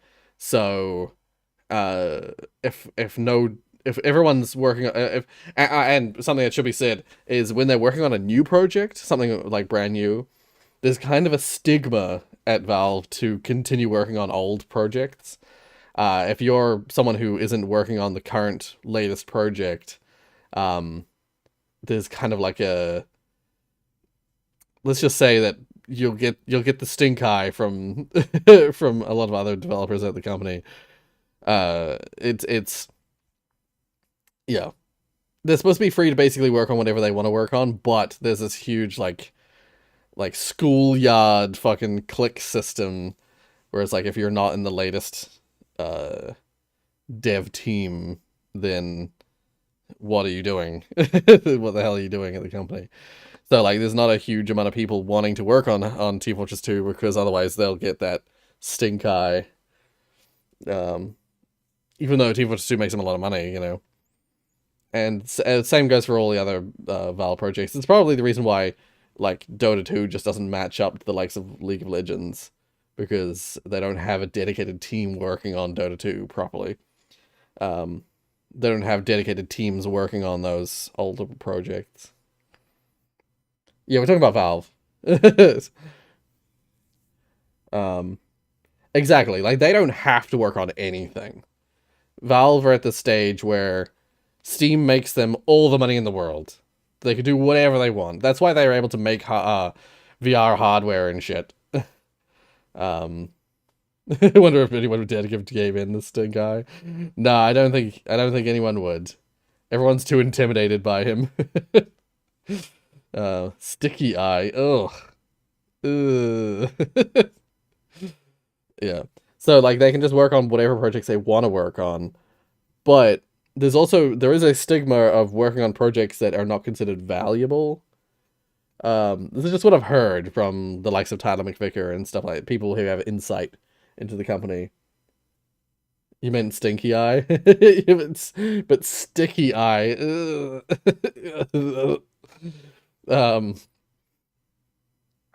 Yeah. There's a lot of, like, back when I first learned about Valve, back in, like, the late thousands, when they were still releasing games very, very frequently, Gabe Newell is, Gabe N, or Gabe Newell, is, the CEO, and he, like, back in the late thousands, when I first, like, heard about what it's like to work at Valve, like, they were a company that was, they don't have a hierarchy. They have the CEO, and then they have everyone else. So, and the CEO doesn't really tell people what to do. Like, he's there to, like, guide and to help when needed, but he's kind of just a figurehead. 2008 BCE. No, it's, yeah, so like let's say 15 years ago. At Valve, though, basically, you could work on whatever you wanted to work on. There was this cool system of, like, being able to work on projects you wanted to work on, and people would just, like, literally move their desk around the office. There was this idea that, like, if a new project came up and you were excited to work on it, you would literally take your desk that has all your computer and your monitor and all your shit on it, and you would just wheel it. All the desks had wheels on them, so you just wheel it to the place that you want to work on the project with your fellow teammates, and you worked on it. And there was no one saying you have to do this or this is required. It was entirely development and team focused. And if you wanted to work on a project by yourself, you could do that, but it was highly recommended that you, like, try and form teams to work on projects to get them done. And it sounded, at the time, the way that it was executed sounded really cool, like this modern, like, new age thinking, you know, this, like, structureless freedom of development. But unfortunately, when you have a system like that, it led to a culture of, yeah, like, cliques, like, as in, like, there's people who are all friends and they all support each other, and so if you're not in that circle, then you're kind of shunned. They have this, like, performance evaluation system where people rate each other in terms of their performance, and if you're not one of those people who's friends, then it's difficult to get rated well. And yeah, it's and the ratings relate to you getting bonuses at the end of the year. So literally, you'll get less money if you're not in the cool clique, you know.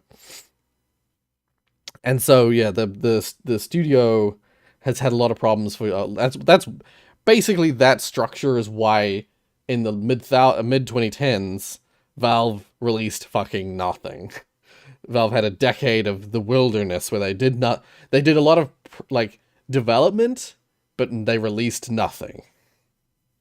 It wasn't until COVID, essentially, that people started getting, like, the people who are abusing the system, doing no work, but getting well rated, started, like, losing their power because they had, like, check-ins.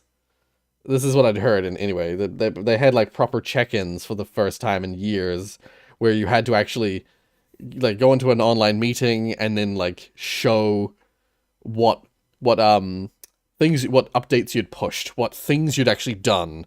Because like there's a digital footprint of every time you post an update to a game or post an update to a project. Whenever you push something, there's a digital footprint, so you had to basically show in these meetings what you've done for a while, and a lot of those people who were abusing the system suddenly couldn't show anything. They had nothing to show. So a lot of them were either called out and either fired, or they got their shit together and actually started working again. Yeah. Well, yeah, exactly. Like the what you ask, wouldn't that keep people away from a certain project? I would say that overall, what it kind of led to is that people had this, like the powerful people, the people who had a lot of power, a lot of pull in the company, basically had like kind of dictated what ended up being made instead of just everyone deciding for themselves.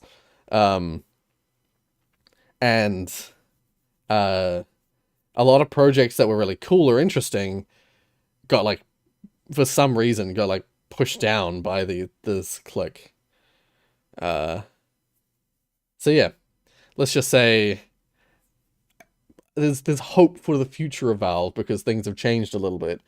But it's also sad because a lot of the cool guys, a lot of the people that people like me think of when I think of Valve, like Chet Falizek, what's his name? What the fuck is his name? Eric Wolpow and like Jay Pinkerton. I think Jay might still be there. I think he's left though. All the writers have left. Yeah, Chet Falizek and Eric Wolpow have left. Mark Laidlaw has left. Yeah, those are the main ones I remember. All those faces of like classic Valve, the writers of Portal 2 and Left 4 Dead and stuff like that. They've all left now. So yeah, we'll see how it goes in the future, but there's hope that work will be back up and running. They'll actually be able to release projects maybe. But it has been a few years now and I haven't really heard much. There's stuff about Citadel and I'm hopeful, but we'll see. Anyway, it's really sad to hear that, yeah. The OGs, yep. Remove fire key. Oh, dear. And we heard your grunts have a lock and load, so we've changed increases damage to represent players. What? However, to offset this, there is a 90-second afterburn penalty on engineered death. Since we know how much you people love to go demo night, all swords now always mini crits and explosion. And finally, for the tie tournament, we've added Smith's Miss 2015. The construction notice now provides mini crit instead of 100% spicicle. The Tommy Slav now crit scout. And lunchbox items have added 10% attack. Fixed using the scout. Are you freaking? There's no scout in the video anymore. With the Hitman's Heatmaker, pressing like the taunt key while the item lights gives 43 cosmetics.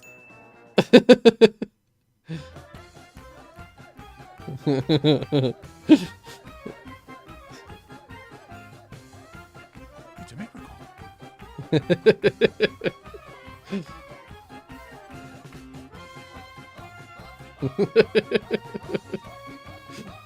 Oh, no.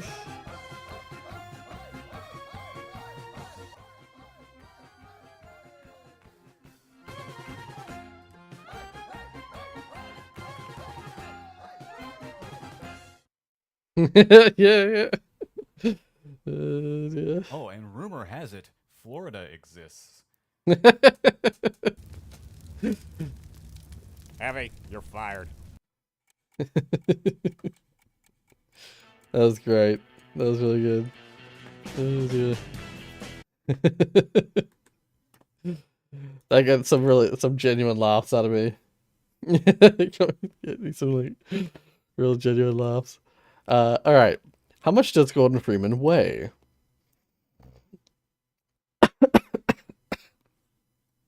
In a video that I nobody like watched, half yawned through my nose.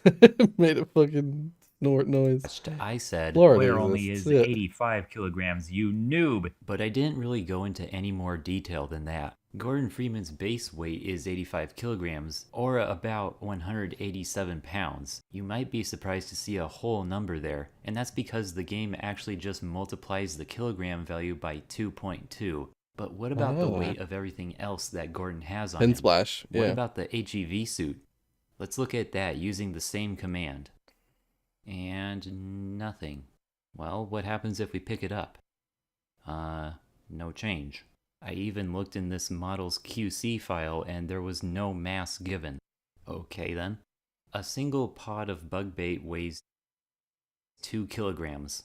We don't really know how many Gordon carries, so I guess I'll just go with 1. The pistol itself weighs 2 kilograms, but what about the ammo? The pistol ammo box weighs 5 kilograms, but how much of this is the box versus the bullets? There isn't any way to tell. We also can't just assume that he takes the entire box. Otherwise, what happens with that fraction of the ammo that he doesn't take?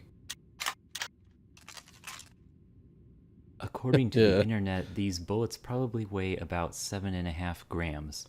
The pistol's ammo capacity is 168. Multiply that together and you get 1.26 kilograms. So the pistol and its ammo together weigh 3.26 kilograms.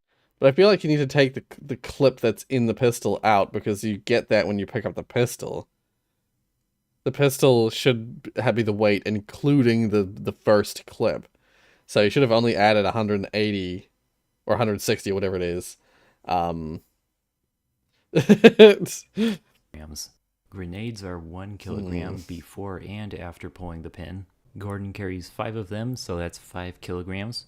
The crowbar is 8 kilos. The gravity gun is 10. The crossbow weighs 2 kilograms when there's already 1 shot loaded in. In order to count the ammo, we're going to need to know how much 1 bolt weighs. Here's a bundle of bolts. It weighs 5 kilograms. There are 6 bolts in a bundle. That means 1 bolt is 0.83 kilograms. I thought there were 5 bolts in a bundle. The ammo capacity is 11 minus the 1 bolt that's already loaded, so 10. Times the 0.83 for 8.3 plus the 2 kilogram weapon is 10.3 kilograms. The 357's ammo capacity is 18 rounds and a single box holds 6 rounds, so you need to pick up 3 boxes to have full ammo. The cardboard is infinitely thin, I wasn't fully so loading this 6 entire animation rounds finishes, is 5 yeah. kilograms. Times 3 boxes is 15, That plus sounds the about 2 right. kilogram weapon is 17 kilograms. The shotgun can hold 36 rounds, and there are 20 rounds per box, so that works out to 1.8 boxes. We'll just assume that last 0.2 is just chucked off into the distance. So 1.8 boxes times the 5 kilogram box is 9 kilograms, plus the 10 kilogram weapon is 19 kilograms. For the RPG, it holds 3 rockets, and each of them are 1.39 kilograms, so that's 4.17 kilograms for 3 of them, plus the 20 kilogram weapon is 24.17 kilograms. The SMG is a lot like the pistol. Its ammo pickup is just a 5 kilogram box with no way to determine what's inside it. Nukes. So I just looked it up. Apparently a single round is probably about 7 grams times the 207 ammo capacity is 1.89 kilograms. The gun somehow holds 3 grenades, 5 kilograms each, so that's 15 kilograms there, plus the 8 kilogram weapon is 24. The SMG grenade is 5 kgs? That's ridiculous. 0.89 kilograms. For this video, we're going to assume that the AR-2's ammo is some kind of weightless energy, and that you can't just pull the energy out of the thingies. The AR-2 has an ammo capacity of 90, and there are 20 rounds in a thingy, So that means you have to pick up 5 Oh, thingies oh, to that's get the full different ammo, difficulties thing minus that's 1 coming in. thingy already on the gun. Some of these ammo, I'm One like, wait, thingy that's not the weighs, amount of did you ammo guess that's in it? that, but 30 difficulty. kilograms. So 4 thingies would weigh 120 kilograms. The AR2 can also hold 3 orb thingies, 15 kilograms each, so that's 45 kilograms, plus the 20 kilogram weapon, which implies that without the thingy on it, the AR2 itself let's just would skip weigh ahead. negative 10 kilograms. Oh, okay, is we're right there. 185 kilograms. We're basically right there. So, Gordon Freeman's total I was fully about to loaded skip weight ahead, but is 393 kilograms, or 866 pounds. But there are a few more things that you might want to consider. At the start of the game, Gordon can pick up 1 stun stick, and it just turns into suit armor. Does he just hold on to it? I don't know. It's 3 kilograms if you care about that. Also, technically any object that Gordon holds is 1 kilogram, but the max that he can hold with his hands is 35 kilograms, and the maximum with the gravity gun is 250 kilograms.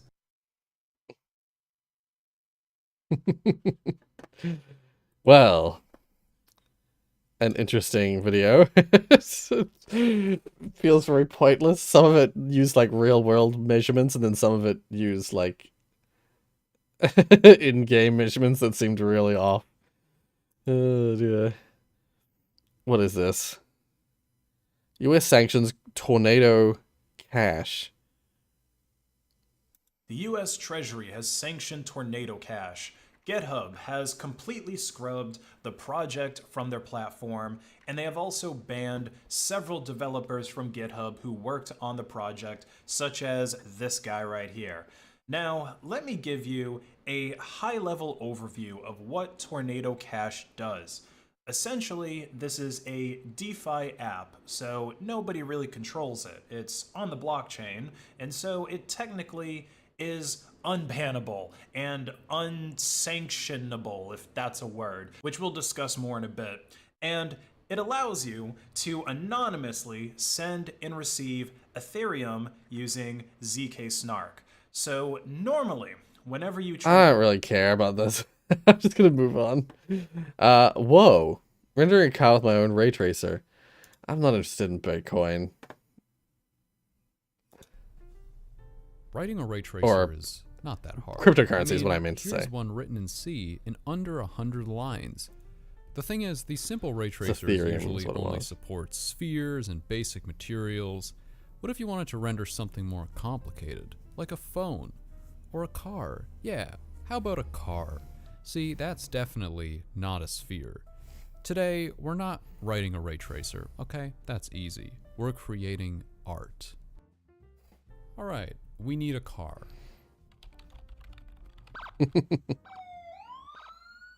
Hold on, hold on. See, we don't do things the intelligent way around here. I should have specified that. What about Rory coin? See, well, of course, Rory everyone coin knows is legit. You can't flex by using other people's work. Disgusting.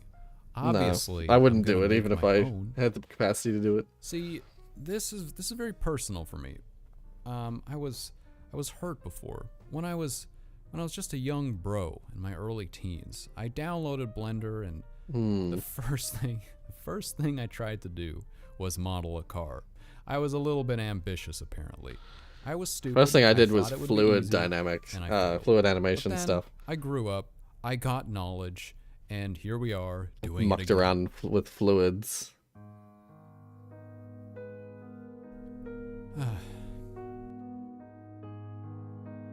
But in the end, I failed again.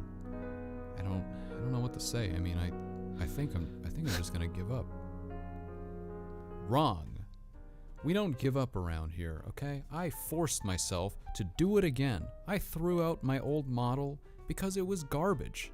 Like, I just want to make it clear, it took a long time. It took a long time to make this, but it's bad. It looks like a deflated fish.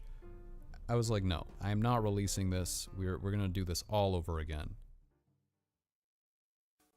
I learned from my mistakes, and I came up with this foolproof method of modeling cars. Alright, so the first step, you block out the basic shape. It's sort of like sketching, but in 3D. Coin. Don't overthink it, just do it. Slowly refine this shape by adding more geometry, and as you add geometry, make sure to keep the topology nice and clean, not like this. Once you have a pretty decent shape, apply a subdivision surface modifier. Now we have a bunch of separate parts that need to be merged. Use these parts as guides and then draw a better mesh on top. This is called retopologizing. It's pretty common in character design and kind of just 3D modeling in general. Can't say I've ever done that. Throughout I'm this an amateur process, modeler. Also make sure to mark the lines of the car's body panels. This helps both with lining things up with a reference, but now we can use them to actually draw the body panels. Fill in this geometry, adding smaller details, and remember that all of this new geometry sticks to this base mesh that we designed earlier, so everything stays perfectly smooth even as we add more complex geometry. Once all the body panels are done, fill in the smaller components of the car, which is basically just a bunch of modeling. None of the parts on their own are particularly difficult, and about 5.5 years later, something like that, you will have this car model. 5.5 years later, For those that are wondering, this is a 1962 Maserati Tipo 151. I chose it because it looks unusual, and I like unusual things. It has character to it. Only a few were made for racing back in the day, and I thought it would be cool to modify this design slightly to make it into a road car. I also couldn't find any models of this car online, and that means that this is the best model of this car ever made, so obviously congratulations to me, you know how it is. Alright, so we have a car model. Now that's cute and everything, but we need to render it. I did write a new ray tracer back in 2019, and I did get some good results from it, but it's missing some parts. We have no UI, so how am I going to flex my insane programming skills with a command line program? Everyone knows this is not possible, and also from a technical perspective, we do need a UI. In all seriousness, though, a UI is pretty useful because otherwise, atoms in front of my eyes, it was quite something. And clearly, I went to GitHub, I was just about to clone the repository, and then I don't know what happened. Like, my internet just stopped working. My router was reduced to atoms in front of my eyes. It was quite something. And clearly, the only thing that can be done in this case is I just had to make one from scratch. So that's what I ended up doing. Luckily, anyone who isn't new to my channel knows that I am working on reinventing a different wheel, the game engine. I have my own game engine, and I thought this would be a good time to test it out. So I use it to make a simple UI. First, I cloned the template. Why is he serial? Then I did some coding off camera, and I made this programming language. It's really not that important. Oh, I didn't mention that. Okay, so basically, I wrote this programming language / specification language thing, and I call it Piranha. It actually works okay, to be fair. It's basically a node-based programming language. Why is he it's very serial? confusing, but it makes sense to me.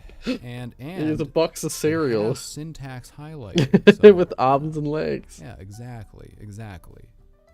The purpose of it is to specify node-based materials and systems, similar to a compositor, but in text form.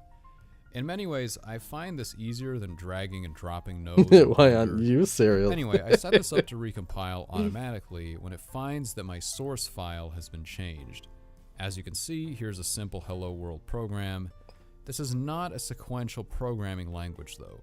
You can do some really cursed stuff like this, where the variable comes after its usage. It's not really a variable, but anyway, I'll spare you the details. It's a weird programming language. I integrated all this with my path tracer and got it to display the output of the path tracer in real time. Now, as you can see, it looks pretty ugly, but I spent some time and I made it look good, for flexing purposes. Now, this preview window, is totally generic. You can set it up to display anything. You can preview colors, images, path tracer outputs, the results of image transformations, etc. These also all update in real time, and just as an example, I set up this basic Piranha program to process an image. Basically, it removes the blue background behind this frozen dairy product and displays the result. It's groundbreaking, I know. I actually find this more intuitive than working with other visual image editing tools, so Adobe, please DM me on LinkedIn or something, and we can talk about licensing after this video, of course. Interesting. Alright, we need a few more things. We need procedural noise, which is useful because you can apply a texture to an object without going to the effort of generating texture coordinates. So the value of the noise map is entirely determined by position. Another very important thing that we need is direct light sampling. Now, I won't talk too much about this, but basically it just makes things fast. The general idea is, as your path tracer is generating a path through your scene, at each vertex you can directly sample every light source instead of relying only on the end of your path. This dramatically improves performance by essentially reducing noise. As you can see, without direct light sampling, it would take a few minutes just to see if your materials look decent, which is pretty pathetic. The final thing that we need in order to get that Blender look is something called tone mapping. If you were to directly map the output of a path tracer to RGB, so for example, let's say your path tracer outputs a light intensity values between 0 and infinity technically, and you clip that range between 0 and 1, and then map that to between 0 and 255 like you would find in a 24-bit image, it's gonna look pretty bad. Trust me, okay? It looks very 2005, and we've come a long way since then. The trick here is that most cameras and your eye can cram a lot more dynamic range without clipping, and they can do that because their response is not perfectly linear. So this has the effect of compressing a much wider array of intensities into a smaller range. I implemented two tone mapping functions. One is ACES, which is commonly used in cinema, and the other is Hable tone mapping, which is commonly used in video games. Anyway, alright, we're done. Now, all we have to do is translate these Blender materials into Piranha nodes. For the most part, this is a fairly straightforward process. I made sure to implement all the nodes that I needed in Piranha, so I don't have to take any shortcuts, just copy them right over from Blender. The first render was, it was okay. That's good. I didn't really like That's the real glass nice. because it looked a little bit too perfect. This was because the entire scene was kind of unrealistic in the sense that the studio was basically floating in the vacuum of space. Any real studio would have some light leaks or background reflections, and this background light would reflect off of the glass, giving our eye a clue that something is actually there. So I hacked a basic environment map in to deal with that, and here you go. Here's the final image. It's basically the same one that was in my thumbnail. Right. I did about 16,000 samples per pixel, and the reason why it had to be so high is mainly because of the interior. Rendering anything behind glass complicates things a little bit, and there's still some noise on the inside, but for a unidirectional path tracer, it's actually not that bad.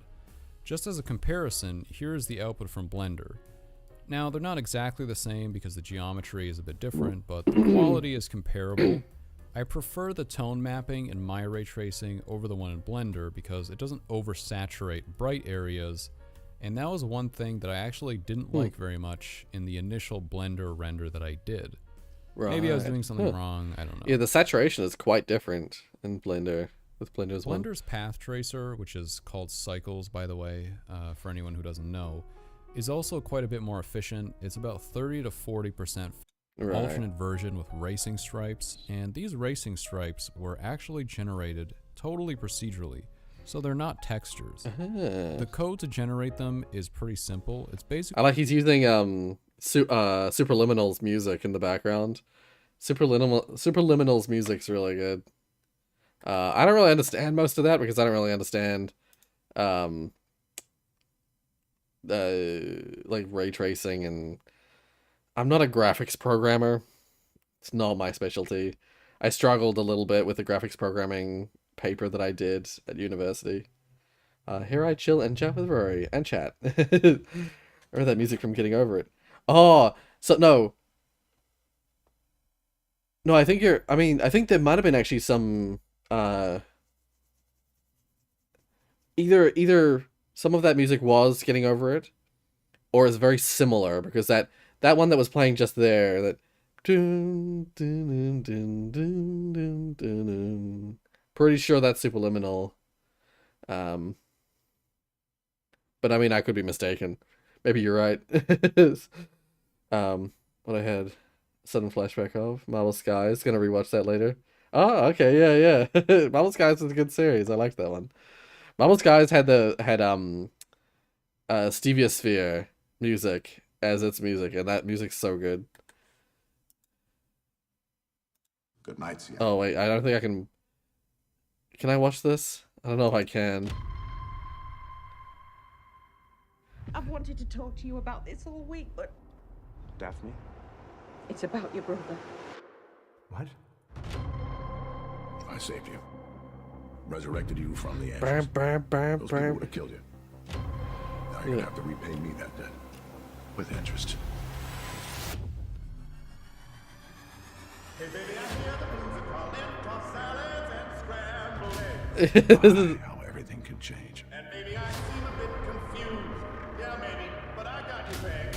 I am very disappointed. But I don't know what to do with those tossed salads and scrambled eggs. If you don't bring me back what I want, then you won't have anything to come back to. You're dead. Your families are all dead. You and everyone you ever met. Do you understand me? They're calling again. That's not. This isn't real. Frazier has left the building. That can't be real. That has to be like a joke trailer.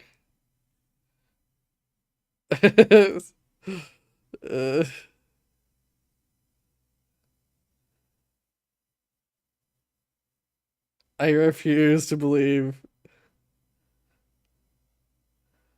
I refuse to believe that that's real. It's so... That's such a strange...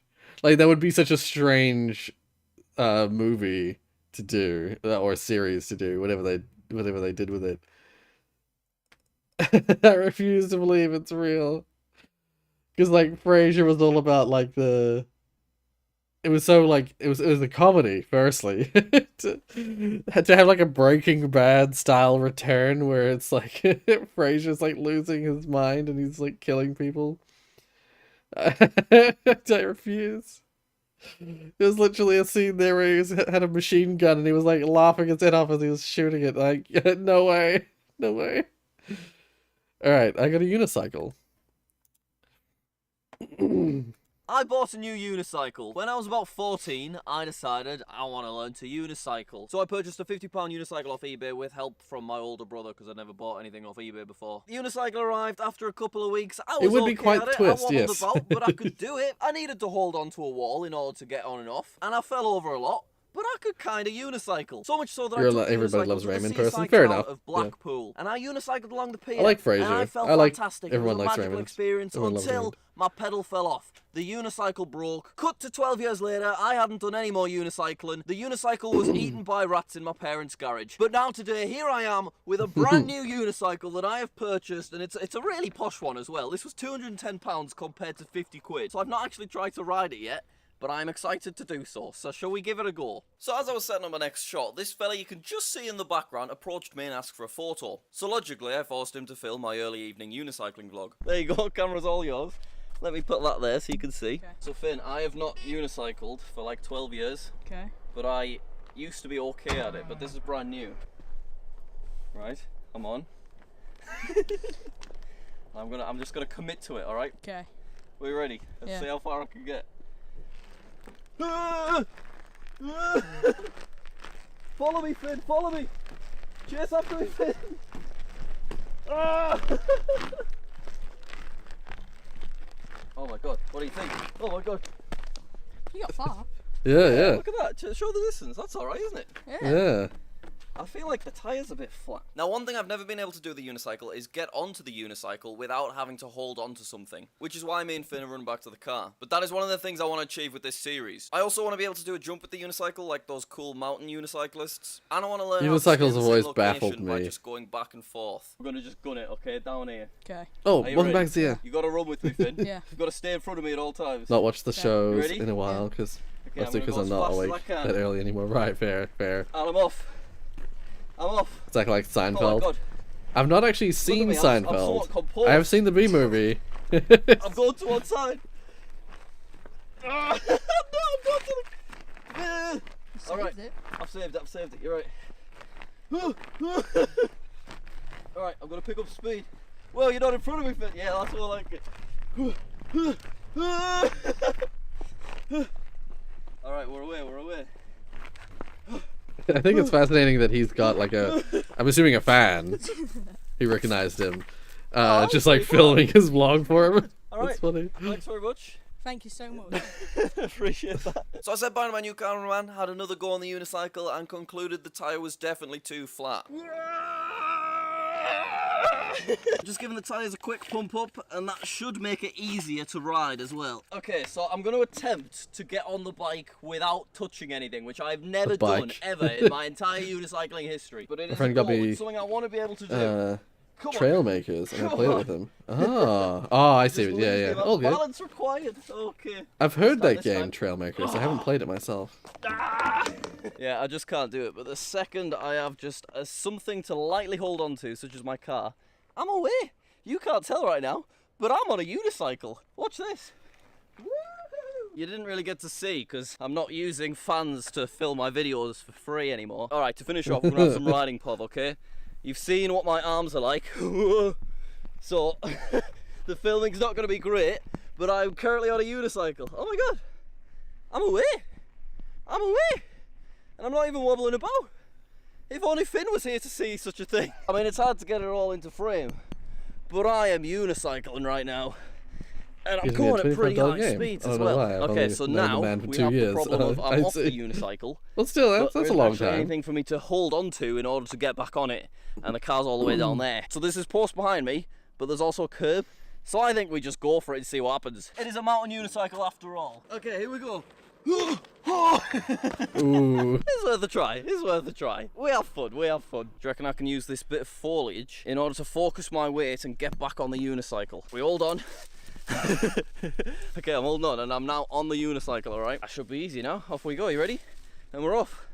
Swap hands with the unicycle, not a problem. So I'm just playing about today, but maybe I shall get some better cameras so I can have one that's like attached to my head. We can have ones with much wider lenses so that you can see the guy's me. accent. Basically, I just knew that if I filmed myself practicing with the unicycle, I would be more motivated and more likely to keep going with the hobby. So if you want to see... What's his channel name? Oh my god! I was gonna say. I think we should call it there I've seen this guy so before. If you want to see very chilled out, intermittent unicycling related content, subscribe to this channel. I'll see you later. I've seen this guy before. I've seen Jack around before. I've seen videos of his before. However, I've not seen this channel name before. Jack's epic YouTube channel full of fun times and fun high Rick. X. Yes. That's the fucking URL as well. If you look at the bottom of the screen right here, the URL, it's got the C/Jack's epic YouTube channel full of fun times and fun high Rick X. Terrible SEO. It's brilliant.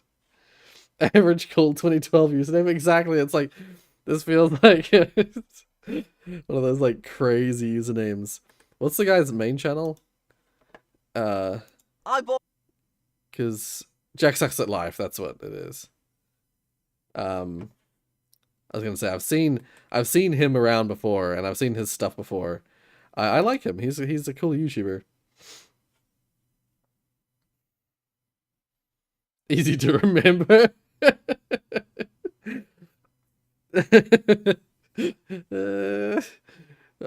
Brilliant. All right, Google reviews does school. What does school? Sorry. Here's Here's a Google review, only from a year ago, 5 stars as well. Shenley Brook End is one of the best school I have ever went. 2 reasons why I enjoy making school-related videos, be it the word legumes getting banned from class or a chemistry teacher accidentally being airdropped this dog. Firstly, it takes me back to those carefree, simpler times. And secondly, it makes me more cash. My son was karate chopped in the throat by a Naruto wannabe. Mrs. Errington peed in the boys' restroom. This place, it kind of makes me want to cry. But at least I got to see a kid pull a toaster out of his locker and proceed to make toast. There is no basketball goals outside! When I get punched in the face and tried to fight and the teacher just stood up and chanted for the other kid. Best dance team. Yeah, too many bomb threats though. My son called the school and the curriculum a crispy. I believe him. Bad school, teacher's rude. Like, you're not my boss, bro. I don't even go here. I got cyberbullied by the principal and I farted in the hand dryer. 5 stars. The edukaki in here is good. Ass teachers, bad kids. Too big! There's a guy that cries when he drinks soda. If you're a nerd, this is a school for you, mate. It's time to stop. I got a whole day in isolation with no food because I had a Velcro strap on my shoe. Department. Art. Rating 1. Reason. Wish only talks about art. The hamburgers come with conver belts. Middle of nowhere and junkie. I hang out with the bad teens and they smoke, gamble and graffiti. Full of pygons. Pigeons? Pagans? YouTube teaches better than these techers, OG. Well, thank you very much. No offence. But this school smells like macaroni. There's nothing wrong with this school, it's just that my wife left me. This school sucks, lol. Lol. Best school ever! Pretty rad, my man. Amazing! Best school ever! I ate a bee's nest. Totally cool school. Too much unnecessary homework. And kids are bad in bathroom and... Oh, this is ooh, isn't it? I did establish in a previous video that any ooh I have to read out, I will be doing in the voice of Jason Statham. Kids are bad in bathroom.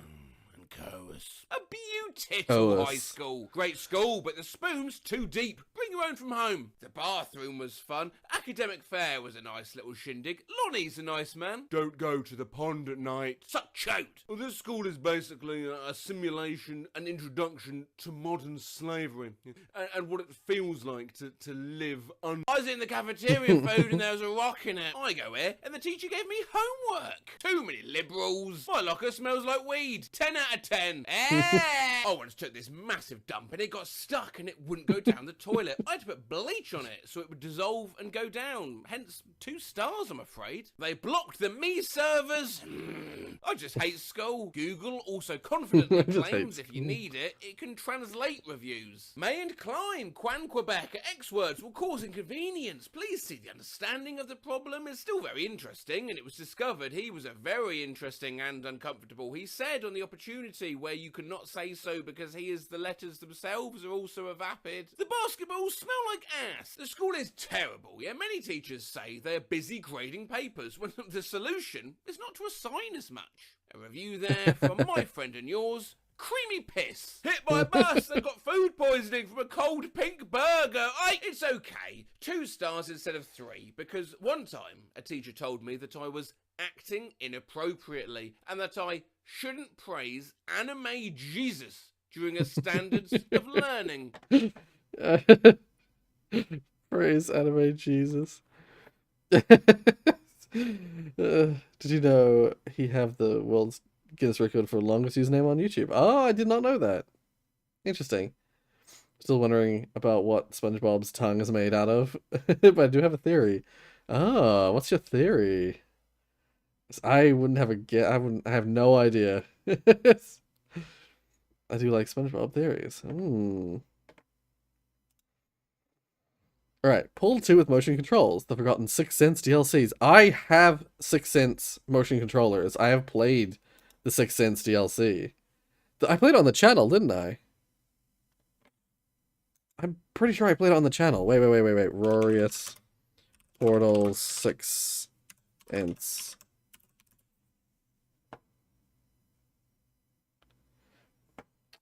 Didn't come up with. Make sure it has Rorius.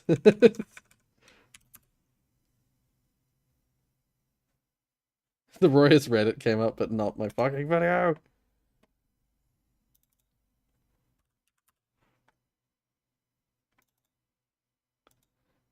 God damn it! Did I not put? Did I spell it wrong? All right, let's go on my channel. It doesn't. Searching doesn't work, unfortunately. I know it's in the Portal 2 playlist. Pretty certain it's in the Portal 2 playlist. Portal 2. Beautiful playlist. Yeah. Yeah, it's the last video. Hello everyone, Oh, Rorius here. Holy Back with crap. Portal 2, This was back but in the... this This is back when I was first doing YouTube. 2017. Holy crap. I didn't know I did it so early. time I thought I'd show you something that I got a little while ago. I put 6 It's cents not too long after in the game description. Came out. They released this, what they call the 6 Cents motion pack. Now, this is Oh, you can pack hear that's all of the, purely like, designed my for breathing the and Razor stuff. Hydra, if you can see the controls here. Yeah, essentially this game came out, well, 6 Cents released a pack that was purely for motion control for Portal 2. Are we about to get the... Yeah. Oh god, my control of it's a bit wonky. Yeah, I mean, so these are just the... I just got my this 6 first Cents puzzle's all about the, station back. using the I've been moving all my stuff from the house I lived they call it in one-to-one tracking. to this I think they flat just that's call it like right next one-to-one door. tracking. I still live at home technically away from because your the flat that I live in is the apartment I live in is I think the owned by my controls are a parents. little bit weird because the It's on the same property. I'm having to sit sort of on the side. Is there a surface over here that I can... But I've been moving stuff from the house down into the Good. flat I keep forgetting just what so that buttons I jump. mainly for the fact that they're getting there's renovations that are happening up in the house. Oh, okay, yeah, I see. See, what you gotta do is you place an orange portal So over you there. think my hair now looks a lot think smoother than back then? Oh yeah, this I is mean, a little back then I had my detail long that I'll show hair. you later. That's really interesting with the center in the camera this whole time. Yeah.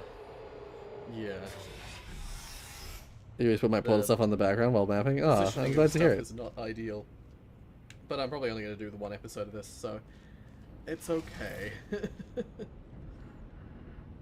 I wanted to see some more of the 6 Cents coolness. But yeah, there's some fascinating stuff you can do in this. Because you can immediately see where the cube sort of falls towards the button instead of like just falling naturally. Okay, how do I get up there again? Back then I didn't cut out anything. Yeah, there we go. You can rotate the direction that the portal's facing so the paint comes out at different angles. Like that. It's a really cool technology. Oh, I'm gonna quick save it because I think this can be a little bit temperamental. Okay, did not bounce high enough. Okay. I definitely know you gotta have the orange paint on here because that's why they've got the arrows and stuff.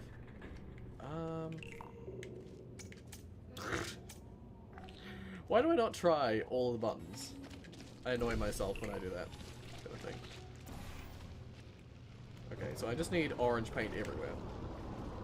Oh god. Get down. Essentially. Splatoon. Nope. That's right, the box. I Trying couldn't to get shrink it. it back down again. I Don't wanna couldn't fall get off it to into the fall water. through. There we There we go. go. Essentially, yeah. The box is large enough and heavy enough to break the glass. So you break the glass. Yeah. Yeah, unfortunately, you lose the box here. But here's another great Yeah, this is a cool section. random use of the extension. It's execution. Okay, so one of the things that you can do. Anyway, enough about that. Let's watch this Hey video. everyone, the name is Ozzy Flowl. Did you know that DLC at first didn't mean new content you had to purchase to experience, but rather just content updates in general? Portal 2 was made in an era of the gaming industry where this was very much the case. As a result, its DLCs are included by default when you buy Portal 2 from Steam.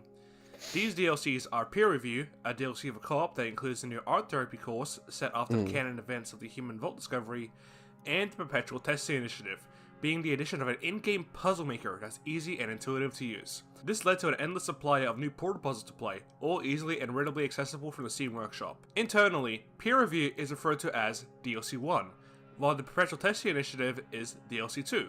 So naturally, you think these two were the only DLCs ever released for Portal 2. But that would be wrong.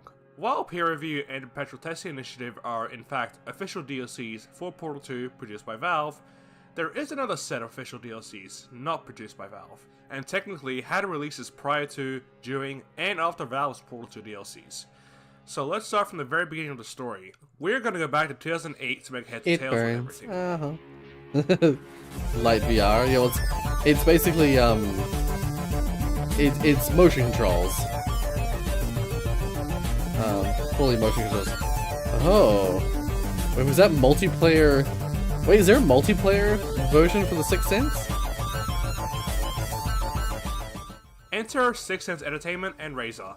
There's also Intel, but shh. These two companies decided to collaborate on a piece of hardware that first would be named the Sixth Sense True Motion, but they realized that name sucked and would rename it to the Razer Hydra. This was a motion controller for PC, and the two companies both that doesn't look like what it ended up capabilities looking like. beyond that of the Wii, as it uses a weak magnetic field to detect absolute position and rotation of the controllers. Now, while the Razer Hydra was made for the PC, it needed some support to make it intriguing to the masses. So in their search for gaming corporation to support the Razer Hydra technology, the two companies approached Valve as one of the candidates. Valve, always being open to support any random hardware content that comes their way, said why the hell not, and actively began to work with the companies on adding Razer Hydra support to their titles. Team Fortress 2, Left 4 Dead 2, Half-Life 2, and Portal 1 were all said to be part of this, but a demonstration at the Consumer Electronics Show of January 2010 showing the Razer Hydra in use. Now, this is pure speculation since companies tend to be pretty, quiet about their internal communications, so take this all with a grain of salt. My best guess is that by some point in 2010, Sixth Sense and Razer proved to Valve that they were more than capable of developing something on source to then act as a hot exclusive app that the Razer Hydra needed. After all, they couldn't sell a gaming peripheral solely based off of what games supported it. It just so happened that Valve was pretty much at the tail end of Portal 2's development around the same time this realization hit. Now, the company pair actually created a new mechanic that they implemented to Portal 1 back in 2009, being the ability to physically reach objects through the air. Razer was quite proud of this specific mechanic, having showcased it a few times, and Valve too seemed quite intrigued by it. With the idea of some unique DLC that would ship after Portal 2 releases, and the guaranteed good press about Portal 2, it seemed like a genius move. Now, Portal 2 released in April 2011, but these talks were happening in mid to late 2010, which should immediately spike everyone's interest, because, that's right, Sixth Sense began developing Portal 2 DLC before the actual game came out. Valve gave the companies access to an early software development kit, or SDK, of Portal 2 and let them at it. During the Consumer Electronics Show of January 2011, also known as CES, the Razer booth showed off that's what it Portal 2 looks use like of the Razer now. Hydra, but not A little just base station Portal 2. there. They were showing off the Sixth Sense motion pack for the first time ever. Purple hand, Portal yeah. 2 would be slated to come bundled with the Razer Hydra. Yeah, that's what the and Razer Hydra copies actually of looks the like game through now. The Hydra would feature its own unique levels and mechanics that could only be done by the motion sensing controllers. People at CES 2011 were able to try out a near finalized version of the controllers and a quick demo level. Missing texture hand, This yeah, version exactly. of Portal 2 was in fact a near final version that might be from prior to the content lock that Valve's going to put into place, meaning that this is footage from the pre-tail era of development. While the game was basically ready at this point, Portal 2 was clearly still in the final stages of development if you know what to look for. But, in all, it's pretty much the final game. The general reception of the Sixth Sense motion pack demo from what I can gather was cool. Fast forward a few months later to Portal 2's release in April of that year, and Razer announced that the Razer Hydra would be releasing that June, with pre-orders opening in May, priced at about $140 US. It was expensive, and yeah. come bundled with Portal 2 and exclusive pack I levels. think I actually got mine for Let's fast forward 120 one New final Zealand time dollars. and finally reached the release date. So I got the mine Razer quite Hydra cheap. was officially released on June 16th, 2011, alongside the Portal 2 Sixth Sense motion pack. The motion pack released to a pretty positive reception to those who got to play it, though there was quite a lot of people confused as to the lack of plot in levels, since it became a game staple of the Portal franchise with the release of Portal 2. Now this is where I had to clear up the most confusing part about Portal 2's relationship with 6th Sense. There are 3 different but similar 6th Sense related products to Portal 2. So let me explain this real quickly because people still get these mixed up.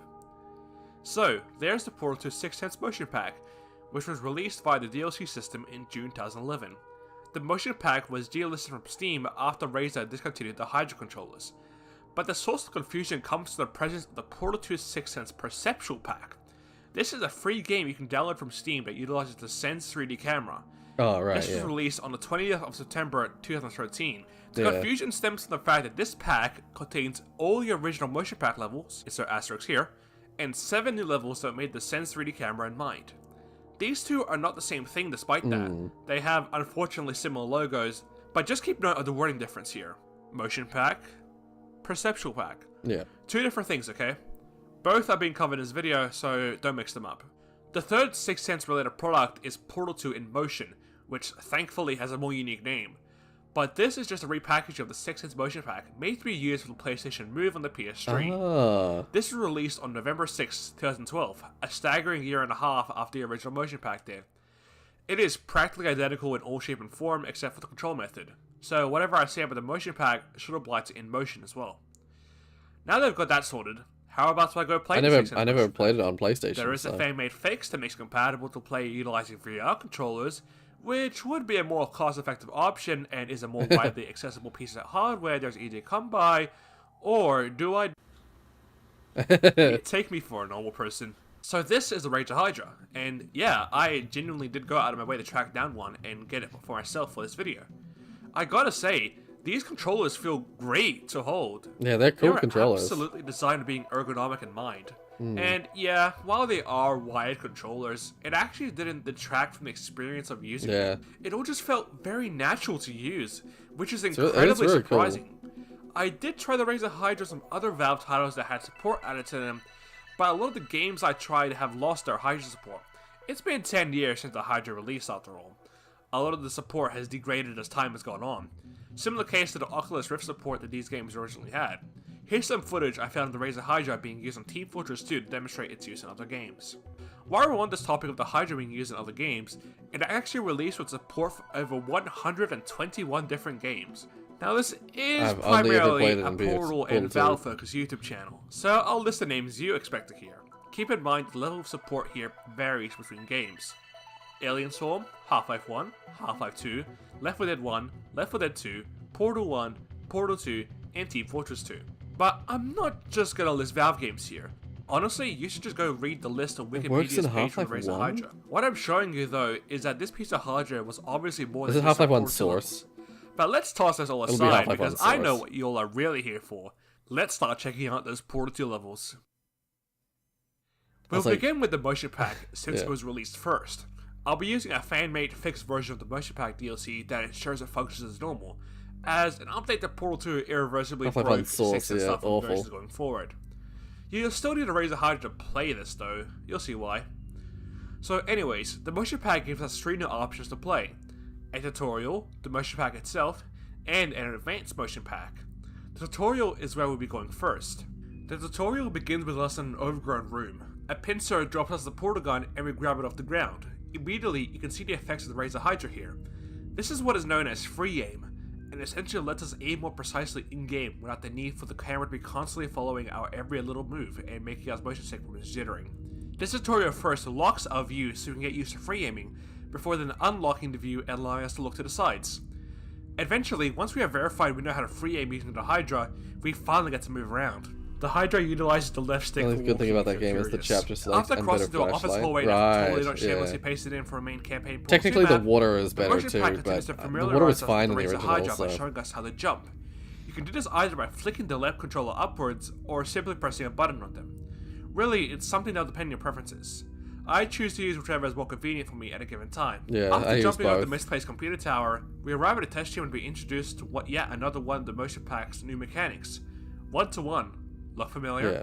By holding any form of physics object, primarily cubes, just like we can push reach it out the like controller that, out to initiate the 1-to-1 and it just like mechanic. follows your Where hand tracking and is rotation frozen, and stuff we like can that. manipulate the object to an environment by precisely moving and rotating it to our heart's content. You can tell when the mechanic is active via the holding beam of the portal gun glowing brighter and a more intense sound being produced. And it stops moving the camera. Motion tutorializes the one-to-one mechanic by having us move a cube through a hole and onto a button behind some glass. Fairly intuitive. This unlocks the exit door and we can walk right through. Obviously, I'm not going to be doing this for every single level in the 6th Sense motion pack. That'd be tedious. When the tutorial finished, however, we can now move into the actual new puzzles. These are split up into identifiable sections that introduce new stuff as we see them. The first 2 levels on the motion pack help to make sure we really understand the one-to-one mechanic. An interesting feature of the 6th Sense DLC is that buttons are but it's to appear significantly activated worse. when a cube Well, is above them. it's This helps with depth significantly perception to figure less out where a cube is sensitive. in relation to the button, making it easy to identify when it's Actually, that was a good feature. Quality of life improvement that doesn't seem that major when watching a video. Next up, portal surfing. Portal surfing is a unique maneuver where you can grab your placed portals and drag them along the surface they're placed on, if it's large enough, that is. You can also make use of the Hydra's rotation tracking capabilities to rotate the portals, unlocking new puzzle potential that normally can't be done in an elegant way like that. with the That's real traditional keyboard cool. and mouse format. The motion pack uses to create scenarios where you must rotate your portals to reach higher locations for them, rotate lasers to reach their catchers, or my personal favorite, dragging a light bridge along with you to act as a shield against turrets. This is just awesome, honestly. It's amazing. I was blown away by those. Gushing over it for this whole video. The final new like moving portals, like traditionally, you could only ever replace a portal in like a one, like you place it here or here or here or here or here. Now it's just like fully fluid motion, and it's like the fact that that's possible with this is kind of wild. mechanic that 6th Sense brought to the table is a scalable cube. Boy, these alternate Portal 2 versions just really can't help bringing in new cube types, huh? The educational version did the exact same thing with introducing the contraption cube there. Check out that video if you haven't already. I should probably check that out because that would be a fascinating thing to watch as well. I think we should stop this here. I'm going to watch the rest of this in my own time. And that's a good place to pause it so I can see that other video as well. Just know that, that this technology is super interesting. And there's actually a lot more other technologies like that. There's not just the I think the perceptual pack that we're talking about is the other one it uses the eye tracker system. So there's the other technology, the Portal Perceptual Pack, which I've never been able to use, and the education version. I've never seen that myself, which I might follow up on. I might check that out if I can. What about growing portals? I mean, you could theoretically do that. There's just a variable you can change that makes portals larger in the game, so that is definitely possible. But what the hell was I going to say? Right. The Portal Perceptual Pack used an eye tracker system made by 6th Sense. And what it did is basically the cursor on the screen was where your eyes were looking. So all you'd have to do, if I'm looking, the center of the cursor's here, I want to place a portal over here, all I have to do is look over to there, then click. And it will, my mouse can be over here, but I look over to a point over here, and then just click, and it will fire a portal where I'm looking. Fascinating, but not very useful, not very intuitive. I think for a lot of people. For a lot of people, that's from what I remember seeing at the time, it looked kind of confusing and difficult. I've watched this guy's channel a bunch of times. I don't think I should watch it again on this. We'll keep moving. Error. Okay.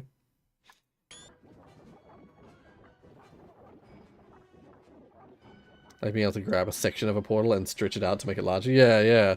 That'd be interesting. That'd be really interesting. Being able to resize a portal, on the fly. IG88's weakness. I actually saw this in my, I saw that you posted this in my sub feed, but I thought, oh, maybe, I was like, Zach might be wanting to show this on the Reddit. So I didn't watch it.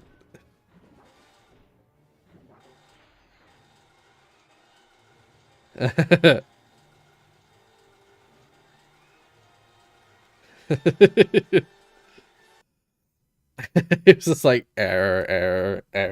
It's just nice. Little dance, yeah. All right, animation era in the Garfield show. Oh.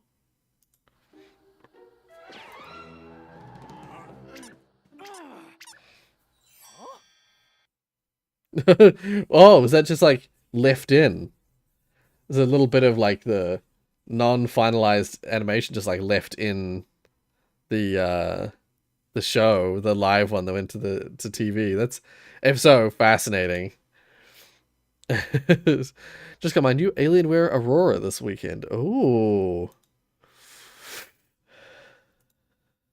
very cool. Yeah, yeah. Oh, your PC looks really cool too. Oh, I mean, assuming that is the Alienware, that's the PC. Your Alienware PC looks real cool. The case is what I'm talking about. It looks real cool. But the monitor as well is a real cool curved monitor. Portal PC. It looks very Portal. It's very Portal. Yeah, yeah, yeah. Very cool.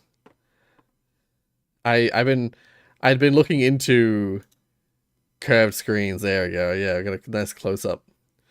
I had been looking into curved monitors, but my setup with my 3 monitors that I have, if I got a big curved screen, I wouldn't be able to like fit the other monitors. The current setup I have is enough for me. I have actually, how big is this monitor? It's like actually, I could probably look it up, but I don't remember. I have like a 25, 27, something like that inch main monitor that's like a 2K monitor, and then I have my 2 other screens that I use that are just 21.5 inch. No, that's a 23 and that's 21.5 inch monitors that I use for like other applications, and I'm pretty happy with the monitor setup that I have. But this PC tower looks real cool. Oh.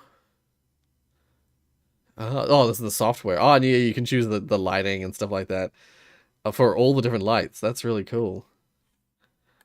Huh. Nice. Very, very cool.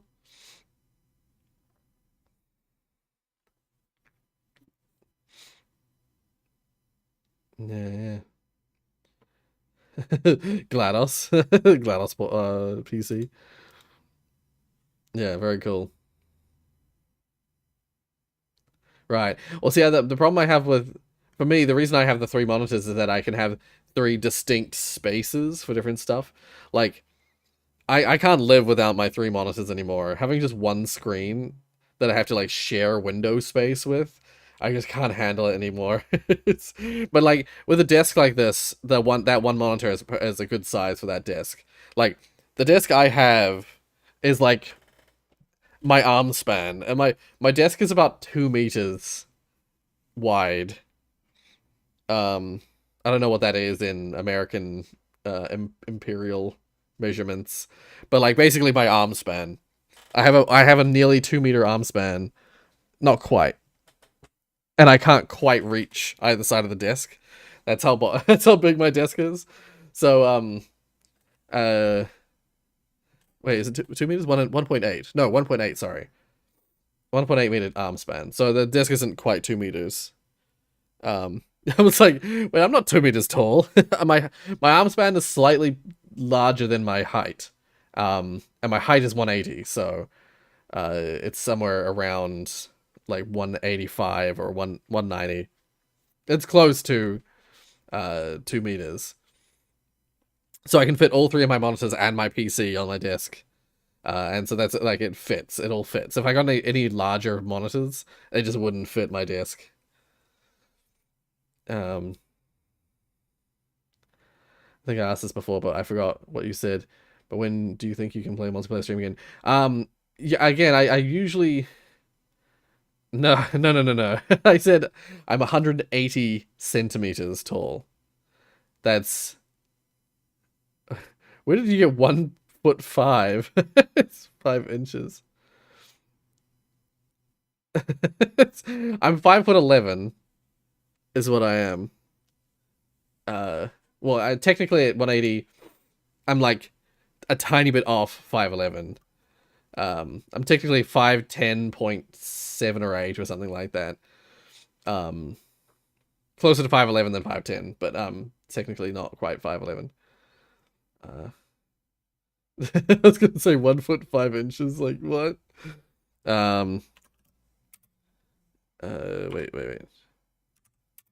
Wait. I'll just go 5 foot 11 inches in centimeters.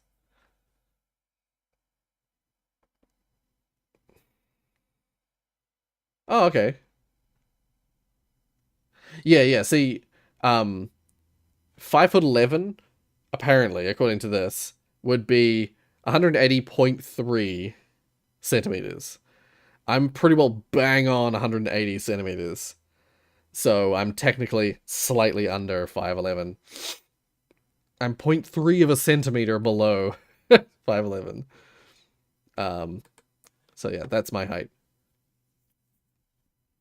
Then again, my height might have changed. The last time I measured my height was back in high school. So yeah. I could be shorter, I could be taller, I don't know. Yeah, multiplayer stream, I usually play multiplayer streams on the weekends. But as I mentioned the other day, like these days I used to do one multiplayer stream at least every weekend, but it became an obligation.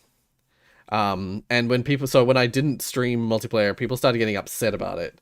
And as soon as it was like there was quite significant like people getting annoyed or asking about the multiplayer streams, and if they weren't happening, people getting upset about it. As soon as it became like really so much more an obligation to play multiplayer stuff, I've decided that I'm not going to make it a scheduled thing anymore. Because I'd rather it be, because like when it becomes an obligation, suddenly there's the only way expectations can go are down. So when I'd rather it be exciting. That's like, oh, Rory's playing a multiplayer thing, awesome, rather than wait, Rory isn't playing a multiplayer thing. Oh, yeah. So I don't know. I'm not sure when I'm going to play the next multiplayer stream, but quite likely either this weekend or the next weekend. It's usually on the weekend because I prefer to do it on the weekend so you guys can actually join. If I do it during the week, a lot of people can't join because they have like social requirements that they be elsewhere, Anyway, let's watch this. I have a backup power supply under my new PC and apparently starts beeping when a lot of things get rendered at the same time.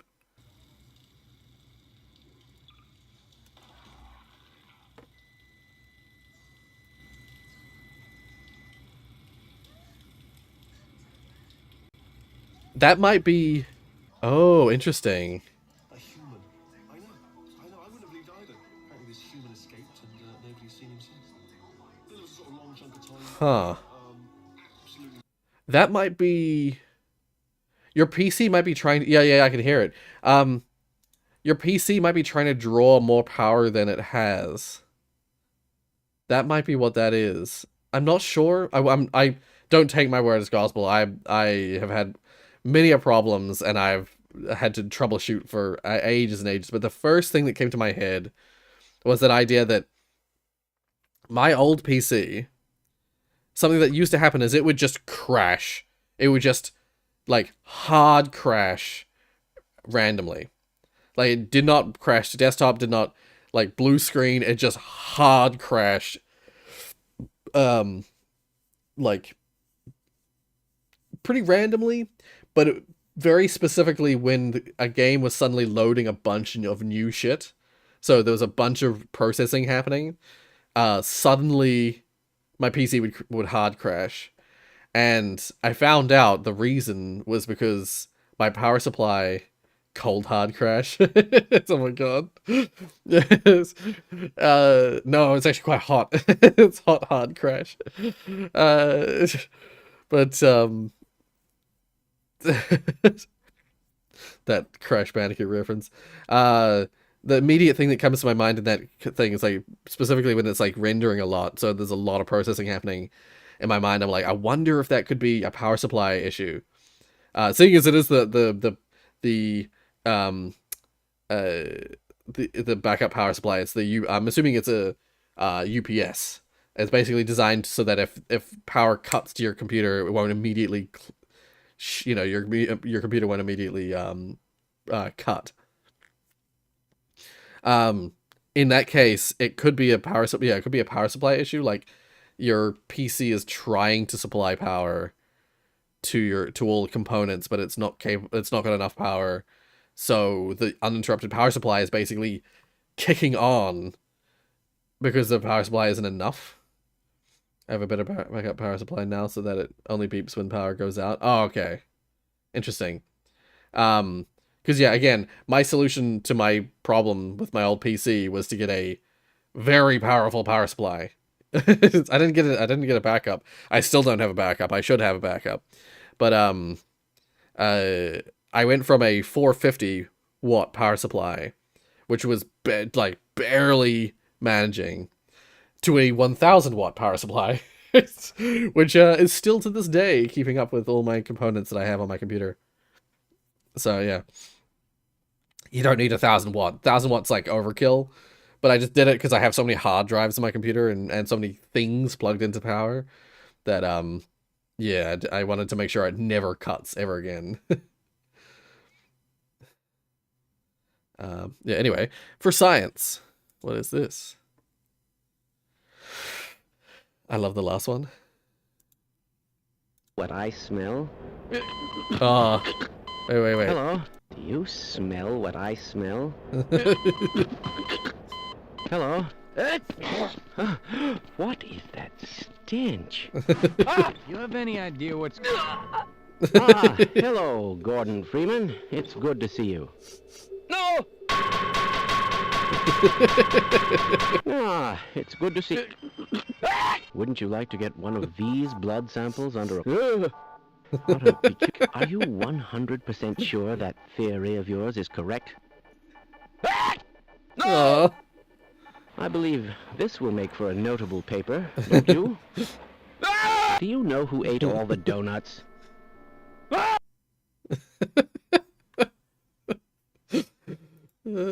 Stop! I love cats. I love the science. I like the Half-Life sound effects memes. It's great. And it's plugged both into the monitor and my PC. Ah, yep. That's good. That's good. Alright. Half-Life 3 official early footage. Somehow I doubt that.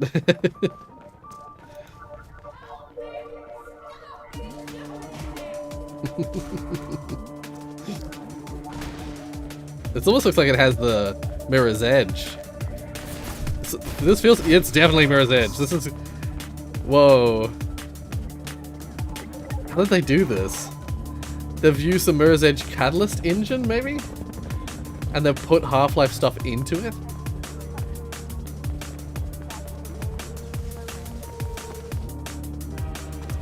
This is 1000%. Like, all the animations, they're clearly Mirror's Edge animations. But I don't know if it's Mirror's Edge or Mirror's Edge Catalyst. I wouldn't be able to tell, honestly.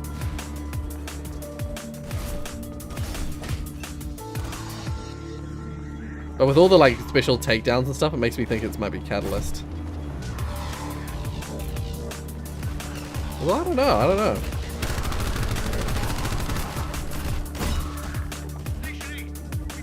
This mod, though, this is crazy. This is a cool mod. Is this, like, playable? It's Half-Life 3. It's not. It's not Half-Life 3. The animations are so clearly Mirror's Edge animations.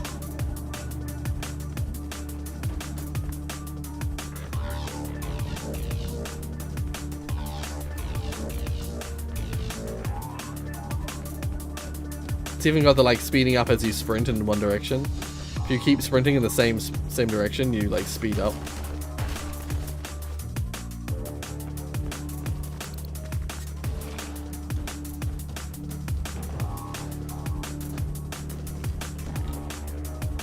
Oh god. Since Gordon is late. A little bit parkour. wait. The mod is Beat Run for Gmod. Oh, it is a Gmod mod. You're right. Beach Run for Gmod by Date. It has nothing to do with Half-Life, as used on the Half-Life 2 maps, and it's not currently available. If you really, really, really want early access to it, though, you can become a tester by subbing to this Patreon. Well, I've got to keep an eye on this. So yeah, they use a Half-Life Alex Gordon player model, along with this mod, and a few other mods as well. HD HEV hands or whatever. Yeah. I'm glad some people notice it's definitely Mirror's Edge. All the animations are Mirror's Edge animations. Fascinating. Oopsies.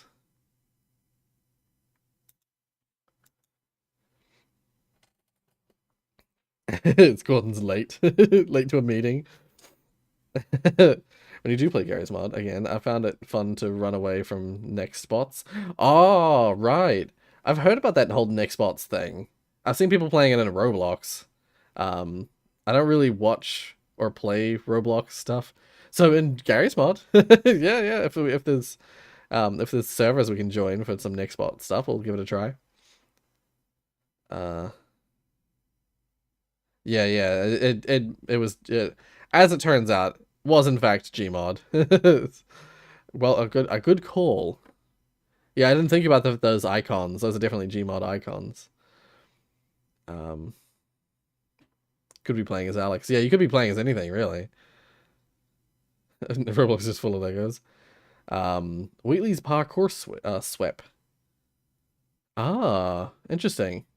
Huh. But yeah, this one, the modder who made it clearly took the animations from Mirror's Edge, but it looks and feels just like Mirror's Edge to play, and I'm so curious to do that in like Half-Life 2, and I actually they also had a Portal one that I should have watched. Wait.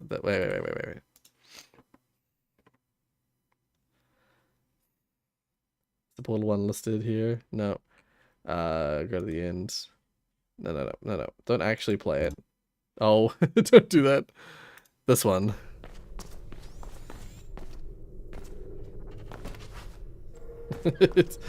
Yeah, those animations, they're so Mirror's Edge. I think it's actually Mirror's Edge, the original Mirror's Edge, it's not Catalyst.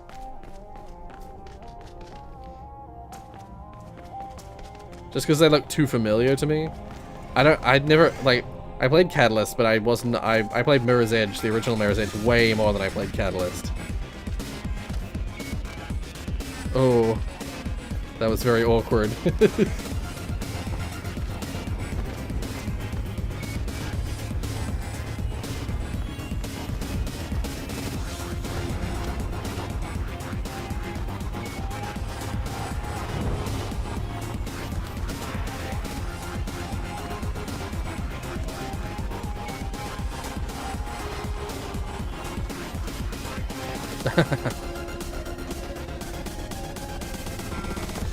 Fascinating. That's so fascinating. And in Portal 2, oh my god.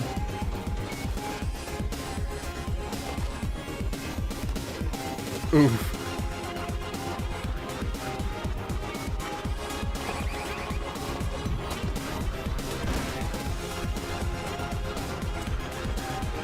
No, you can't just run through the test chambers. You're supposed to be.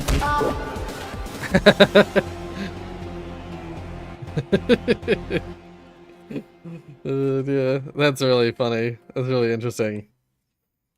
That's, I've got to keep an eye on that and play that when it comes out. Play the mod. Didn't look sus at all. Don't worry. Oh, is this the clip? Is this the clip that I remember hearing about the other day? Yeah. After I had gone through the full wild area just a single time, I was starting to get this sneaking suspicion that there is not actually very much to discover here. Until I realized this game has camping. You can feed them and play with them. And it's so charming. After I had gone through the full wild area, Well, now that's 3 layers deep. Alright, we got interesting. Guardian GT big arm system. Me and my friends use it all the time in a map called GM Mall Parking. Oh. Name is pretty self-explanatory. Right, yeah. Yeah, what is this?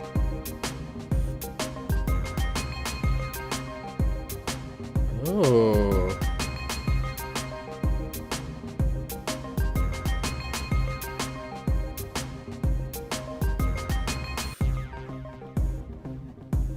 Is this real?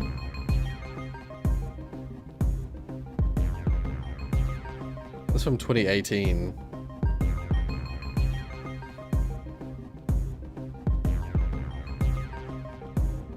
Behold the future. I'm not 100% sure if this is real or not. It looks super cool.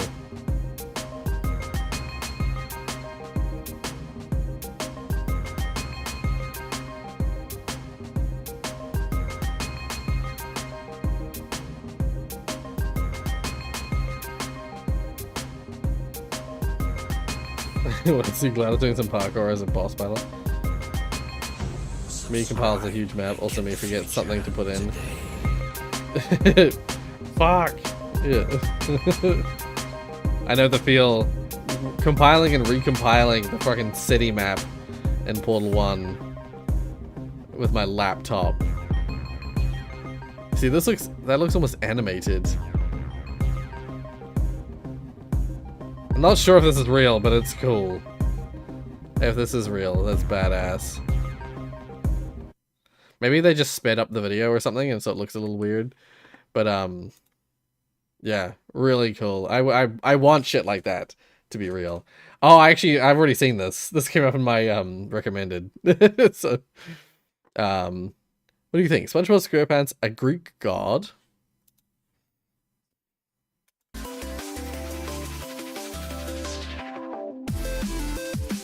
SpongeBob SquarePants has always seemed to be a funny, lovable fry cook that we all know and love from our childhood. But what if there's more than meets the eye with him? I'm your host, as always, K-Mac Time, and could SpongeBob actually be Poseidon? a Greek god? Yeah. I somehow doubt This it. theory comes from the Reddit user Arbid Ministries, so I'm sure I'm pronouncing that wrong, but shout out to him anyway. So this theory takes place starting in Season 1's episode called Neptune's Spatula. In this episode, the Greek god Neptune challenges SpongeBob Neptune's not a Greek god. Neptune is Roman. Neptune's a Roman god. Excuse me? cook-off with SpongeBob then That's why I said subsequently Poseidon. wins. After that, Neptune transforms Poseidon is the Greek SpongeBob god of the into a sea. Greek god and wants him to come back to Atlantis with him to be the cook of the gods. Of course, we know that SpongeBob turns his offer down and instead brings everyone back to the Krusty Krab. Now, even though SpongeBob lost his pecs and the muscles and all that stuff, it is possible that he has retained some of the godlike powers, whether or not he even realizes it.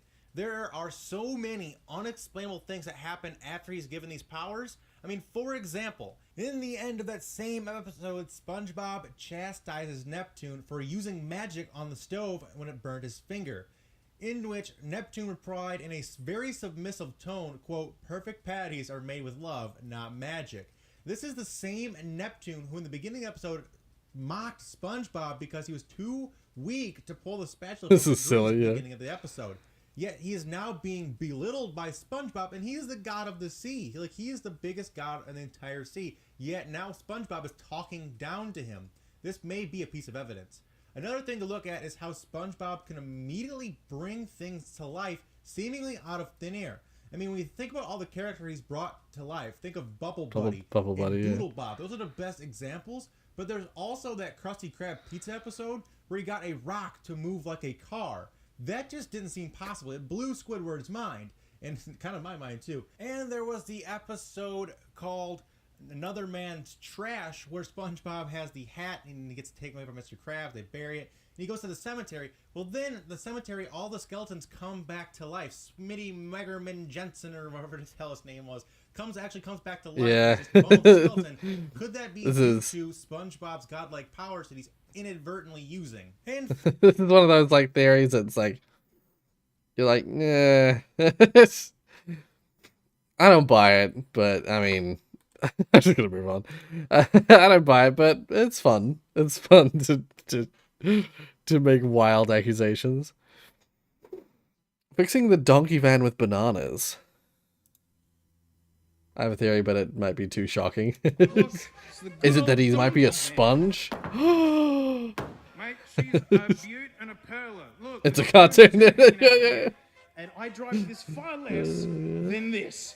I mean, you can't get these swing exactly stands anywhere else. It does have an issue.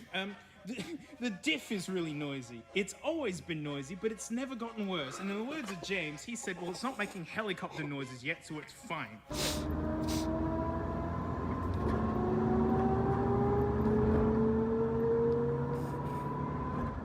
It's quite soothing, isn't it? It's like it's humming to you.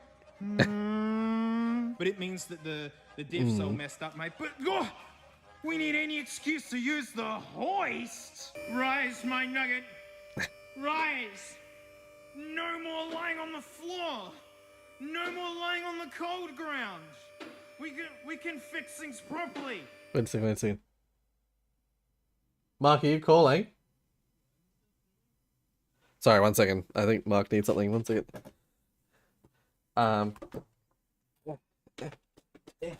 Share stream. What's up? Yeah, I'm still streaming. Huh? It's not muted.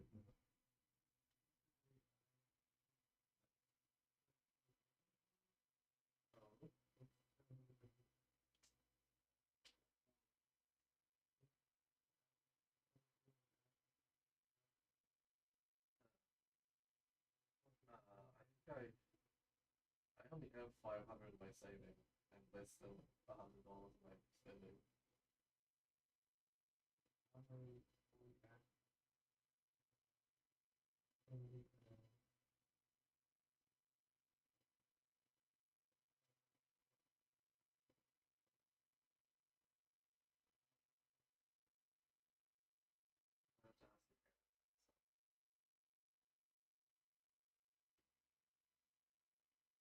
Since last time we were going to be willing to do some.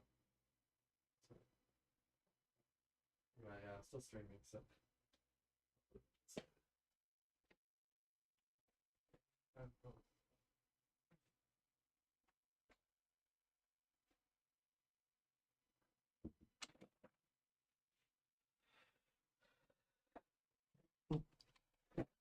Sorry about that.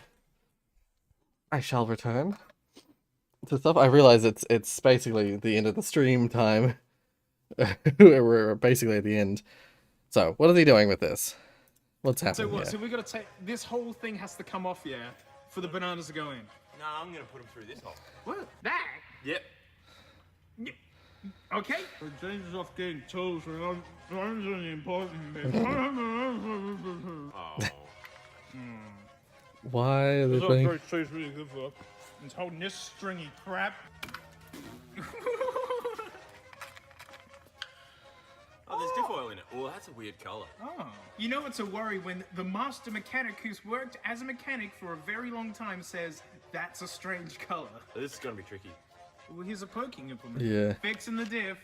I did only make it a 3-hour stream today, so that's why we didn't get as far today. Used car dealers?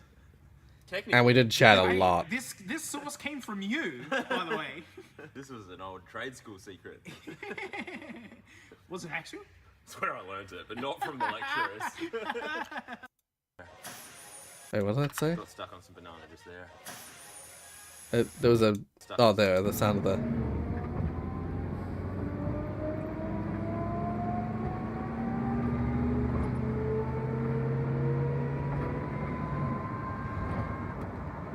Well, I didn't hear anything different, did you? No, No, sounds the same to me. No, but mate, a lot of editors say that you gotta drive around a bit before they work, so maybe let's go do some tedious, heavy errands and see if that changes anything. Punch it, James. Give it that donkey pow. Donkey pow. Donkey pow. Oh, donkey pow. Nearly spilt my oak. That should get some weight on the donkey bum. Smash it. Oh, that's pinging. That's pinging.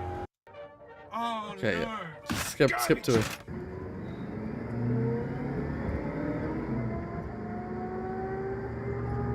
It's sounding worse every time. I need to see the... Oh no, you don't want to see that. Uh-oh. I didn't notice a difference at all. Like, not even for the worse. I mean, not that a day's worth of errands is a lot of stress on this, but gotta see what comes out. Well, it's not the same color anymore. Oh, wow. It was orange, wasn't it? Mm-hmm. That's Taco Tuesday brown. Oh, yeah, it's milkshake. I'm gonna be sick if I keep watching this. Ugh. He makes a good point. Wait, how many videos do we got? We got 1, 2, 3, 4, 5, 6. Wow. Yeah, we're quite a way away. Yeah, that late video, the 15 minutes before the stream video, isn't gonna make it. I'll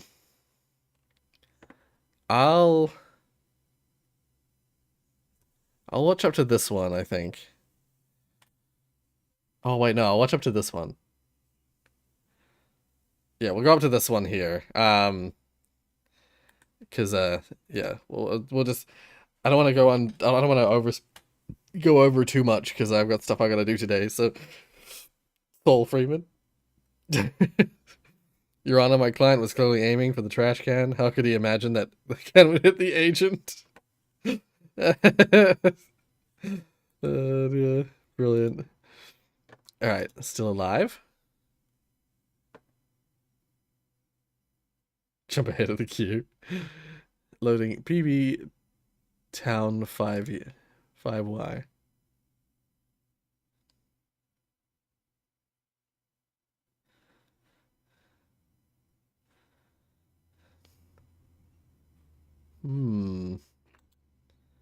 Interesting. A cryptic teaser trailer. All right, let's have a look at this. If you have played Minecraft Legacy Edition, Console Edition, before, you may be familiar with these old nostalgic tutorial worlds. I have not played those versions. We'll have a quick look at this. I'm not going to watch the whole thing, just a quick. I don't need to explain what Minecraft is. The fact that it's the best-selling video game of all time... Let's just jump straight ahead. The first tutorial world 4J made was her Title Update 3 of Minecraft. Most early players of Legacy probably remember this one. This is the bare minimum of what the tutorial world started to become as time went on. Believe it or not, but this is actually a newer version of the original one. There is an earlier version of this tutorial world before the Redstone update, but I can't find it. As you can see over here though, there is some redstone stuff demonstrating how pistons work. And through the tunnel, you got a small town area that you can explore. And of course, you also got the giant Minecraft logo sitting in the sky, which houses a nether portal inside. The buildings inside of this village are relatively empty, but give you an idea of how you could build houses and stuff like that. But the focal point of this world is of course the castle over here. The redstone no longer works anymore because this is a much newer version, so we're just gonna fly over. The castle itself is relatively empty. There's a tower, a little living area, and that's really it. Further back from spawn, you can see a lighthouse of some kind in another village, this one featuring a barn. Back when Minecraft was still new, these worlds weren't really meant for exploring, but rather just to teach you how the game works. So that's really it for this world. A nice, modest way to teach you the basics of the game. So now, we will move on to the next. Yeah, I only ever played Minecraft on PC. And when it comes to... is for Title Update 5, and believe it or not... For me, when it comes to Minecraft, I played it in like the beta. That was like... I think the Halloween update had just come out. In the beta mode. Oh, sorry, the alpha mode. Was it alpha? Yeah, I think it was, because that was before the price increase. Very, very late alpha, I think. I played it then for a little while, and then I didn't play it again until 1.12, basically. I might have played it once again, but I have no memory of what version it was. I didn't play it again after that, though, until 1.12, when I played it on the channel, and then slowly, I played more and more of it on the channel. I played more Minecraft on the channel than I ever played it before that. Yeah. This one's actually smaller than the first one. The spawning area is Something the exact special in the title same, update 19? but something I should Okay. mention is that this dilapidated housing is going to be a mainstay for all the worlds moving forward. Outside, we got this short minecart ride that takes you to a small town with see mostly 19 in empty here. buildings. I feel originally there wasn't a plan to have these worlds be anything other than a small area to teach you the basics of the game. I think this is also the update to add NPC villages, so this little town area is also connected I don't see to a 19 in the naturally spawning chapters, village. but maybe the chapters older, more aren't dated accurate. design, of course. Also, just a few blocks away from that one, you can see yet another village. This one with a little custom flag on it. If we go back to spawn, behind it there's this big temple. If you go far enough, you can see that it houses another portal. One thing I forgot to mention earlier is that these worlds don't have a custom nether, sadly. But on the other side of the temple is an area you can live in. On the top floor is a double bed with full iron and a music disc. And on the bottom floor is a small library. This is before enchanting, so it was just for looks. Although this world is relatively empty, it still fulfilled the need to give new players an idea of how the game worked. So now, we'll move on to Title Update 11.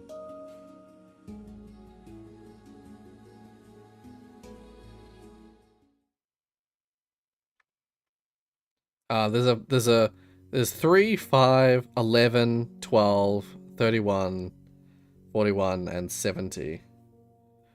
So yeah, 12 is the one that's coming up next. Now we have moved on to Title Update 11, and I'd say that this version houses the most iconic it's 12, tutorial okay. world out of all of them. If you didn't have Xbox Live by the time this tutorial world came out, you would be stuck in this version of Minecraft, which is where this tutorial world resides, obviously. This one brought in a lot of new features, but returning for the third time now, the spawn is the exact same, so we'll move on to the other stuff.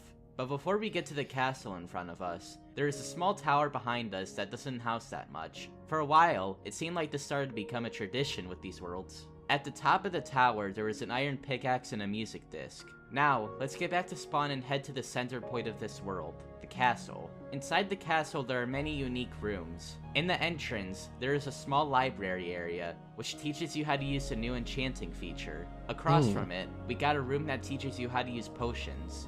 Downstairs, there is a moat of lava that you can cross by They pulling add up a Banana bridge. Rorius to Across from it is a Minecraft. chest that has nothing in it for me, but probably had something in it at some point.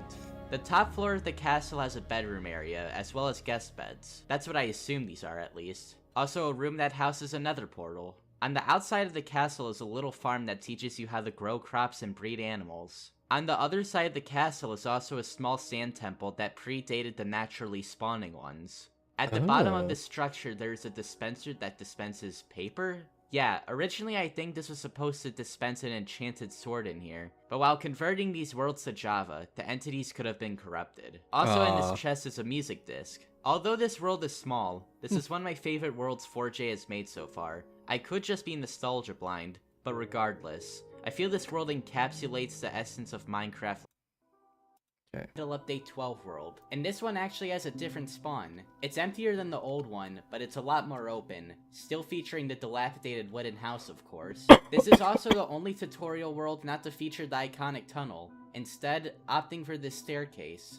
There's the usual tower in the back that features redstone lamps this time, the areas that teach you how to use enchanting tables, potions, farming, minecarts, and now new to this update, anvils, and iron and snow golems. Up even more stairs is this small town area. It's pretty empty, and I usually prefer the castles. I personally think this is one of the weaker tutorial worlds, but it still gets the job done. I know there's also a pirate ship with a creeper flag in this world, but I searched up and down the terrain generation for this map and I could not find it for the life of me. I know there wasn't much to see on this map, but that's really gonna change in the next one.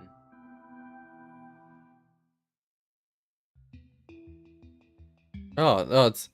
Yeah, Title Update 19 is in the Title Update 12, New things are like, changing. chapter. This is the point where the tutorial worlds start to become places to explore, Yeah, rather that's than weird. just small areas to get the hang of the game. The spawn I think is about what we are used these to chapters at must this be point. automatic chapters. So we'll just go to the rest of the map. And oh boy, there's a good amount to cover. You got the usual stuff that's been in every tutorial world so far. But new to this update are horses and beacons. Also a redstone area that has some new blocks. But I know what you are all here to see, which is the castle. The castle is huge, and is one of the most detailed structures 4J has made so far. This place has so many rooms I wouldn't be able to cover all of them, so I'll just play some footage of me running throughout the castle. You can, but he probably didn't do it himself. The chapters that are in here are just listed, they're just automated. Yeah, you can make your own chapters, but you can also just let YouTube make its own, like make automated ones. But the automated ones are often a bit, you know, bit iffy. Past this village over here is also another castle. This one isn't as detailed, but it is still a nice build. Right, yeah, ooh. Very cool.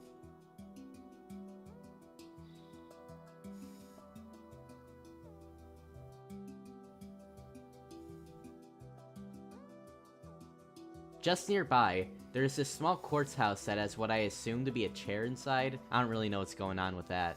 And I'd be dismissed not to mention the thing most people probably remember about this world, which is the recreation of Stampy's house on this little island over here. This shocked so many people when they first saw it, and I still remember it clearly and freaked out when I did. It's a one-to-one recreation of the entire thing, even the pirate ship over here. I recognize This is a turning it. point for the Minecraft tutorial worlds. No longer I were they don't- just something to get the hang. I don't really watch other people play Minecraft, but I recognize this house structure from a video of Captain Sparkles I've seen, where he must have been playing on Stampy's world. Of how the game worked. Now, they are turning into something much more, and we're only going to get better from here. Right, yeah. When I said 4J were going to keep upping themselves, well, in my opinion, this is where the tutorial worlds peaked. You got this hub which teaches you everything we have talked about up to this point, so I won't bother covering it again. These new structures for everything, though, look really nice. Now, let us move on to my absolute favorite part of this entire world. The town. This town is amazing. I remember running around this town in particular for hours. It has so much to explore. Inside This the town is a actually looks beacon, strangely familiar. as well as a building that teaches you how to use the new redstone Like blocks. someone's also made a areas map that teach you both how to based use from and these craft buildings? fireworks and potions. Outside of this amazing town, we got a gigantic cathedral. This building is massive. To give you a comparison, there are probably more player-made blocks in this one structure alone than in the entirety of TU11's world. West of the cathedral, you got what seems to be a golf course. A very interesting inclusion, but I don't mind it. Further back from the town, we got this nice-looking watermill, as well as this neat-looking mesa structure. Behind it, there's this little lighthouse, which is also a pretty nice build. And further back is this strange-looking arch, which I still have no idea what the purpose of is to this day. Behind the cathedral, there is the entire recreation of TU12's world. This is a really cool feature, especially since you can't play on these worlds outside of the current update, unless you have them saved somewhere. Behind it, there's another lighthouse. Doesn't make much sense now that the new chunks have loaded in though. Behind spawn, we got a massive dilapidated structure, which I could only assume is another cathedral. This structure, like the last one, is massive, and if rebuilt, it would probably be bigger than the one on the other side of the map. Next to it is this strange looking drain thing. I don't know what it's really supposed to be, but it's cool, I guess. In front of that is another town cool. area, So and if the like a one at sinkhole, spawn is supposed whirlpool. to be like an early America town, this one is similar to a city somewhere in like Italy or France. Going back to spawn and to the left, there is a taiga biome that has a parkour course and a minecart ride. And finally, and all the way back of the world is a manor, with hedge maze and all. This is a really nice house, and it fits with the theme of the world nicely. But with that, we have finally wrapped up TU31's world. This is still by far my favorite world 4J has made to date, but I'd be lying if I said they didn't up themselves yet again in the next one. Spawn, you got these two creeper statues, and that's gonna be a big theme of this world. Out of Spawn, you can see an Elytra statue, which is how they want you to navigate the map. You also still got your hub area, and if I were to give this world its biggest criticism, it's that it's too disorganized. Navigating it can be tough sometimes, Yeah, and because you'll it's so definitely get complicated. lost more than There's so much once. shit But everywhere. the hub area features everything we have grown to know at this point, so I won't bother covering it again. Like I said, this world's theme is Elytra, so 4J really wanted you to utilize it. And trust me, if you don't and you were just walking around here, you probably wouldn't have the greatest of times. Next to the Elytra, there are these two massive towers. Get accustomed with them because you're going to be seeing them a lot. Further away from Spawn, you got these two nice shulker statues, one opened and one closed. And to the left of it, we got this ice colony, as well as this polar bear statue. By the polar bear, we got another tower, and next to it a zombie statue. Over this jungle here, we got a wither statue too, and you guessed it, another tower. I won't cover all of these, because this exact same tower shows up at least 10 times in this world. We're wrapping up the stream anyway, so you're not missing anything much. On the other stuff. Yeah, have a good night. Over in this taiga biome, we got the nether portal, with the nether creeping into the overworld, which is always really cool, and I'm astonished it took them this long to attempt this. But right next to that is an ocean monument, and they improved on it a lot. The monument itself is the exact same, but the area around it looks really nice. It's this one big tube-like structure that circles around the entire ocean monument. It's even livable inside. But back on the surface, we got this neat guardian statue. And if you think that's cool, just a few blocks over is an Elder Guardian statue twice the size of the regular one. This is my favorite statue out of the many on this world. It's definitely the largest out of them, and I really pity the savannah village right here. But also in this savannah biome, we got a little cow statue. And if we go further back, we could see a desert biome with a really cool so much effort has desert been put into village, this one. as There's well as so an much upgraded detail. desert temple.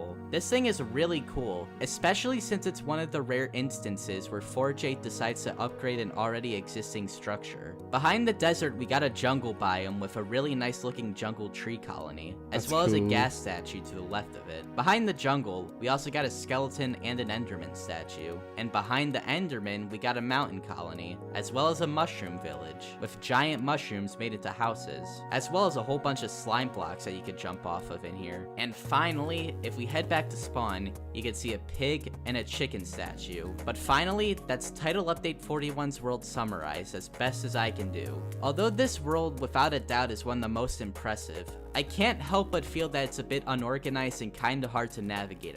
Has a very big emphasis on water this time around. And can we just take time to appreciate how big the spawn has gotten? And even with new update after new update, the dilapidated wooden structure still stands. But now, coming out of Spawn, you can see that the Minecraft logo finally has something supporting it, instead of it just ominously levitating like every other one. And they finally did clean up the hub a lot more. It features things that weren't in any other hub areas, such as teaching you how to trade with villagers. Further down, you can see areas that teach you how to use elytras and tridents. It's very cool. In front of those are statues of both big old Steve valley. and Alex respectively. Down this extremely long moat, you are free to explore everything. Behind us though are two creeper statues. You call it a made out of moat? prison It's a rain. valley. It's clearly a lot of valley. This world is just copy and pasted structures from TU41, so I won't be covering everything. To the right of it is a pig and horse statue. And if you go further back, you can also see two llama statues. And next to them is an ice biome with something poking out of the water. I wonder what that could be. On the other side is this parrot statue, as well as this little overlook thing. I don't really know what that is. Behind there is this really cool looking blaze statue, and heading behind it, we could find this turtle statue, as well as these two dolphin statues rising out of the really water. cool. Besides it is an ocean monument with the Elder Guardian statue back again. And remember that thing in the ice I was teasing? Well, if you look under it, you can find the spawn for TU41, now completely submerged in water. This is super impressive and honestly kind of depressing to look at. It just serves you as a reminder of how far That's these fascinating. worlds have come, and how even though they have now been long since discontinued, they will always be remembered in some capacity. So now, clearly I will do remember. the last thing I can really do in this world, and take the minecart ride showcasing this place in its entirety. Enjoy.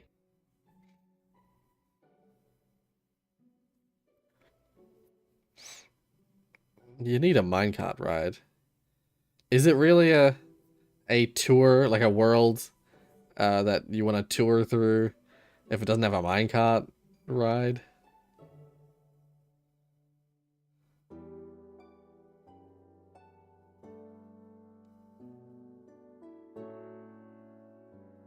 This freaking song, man.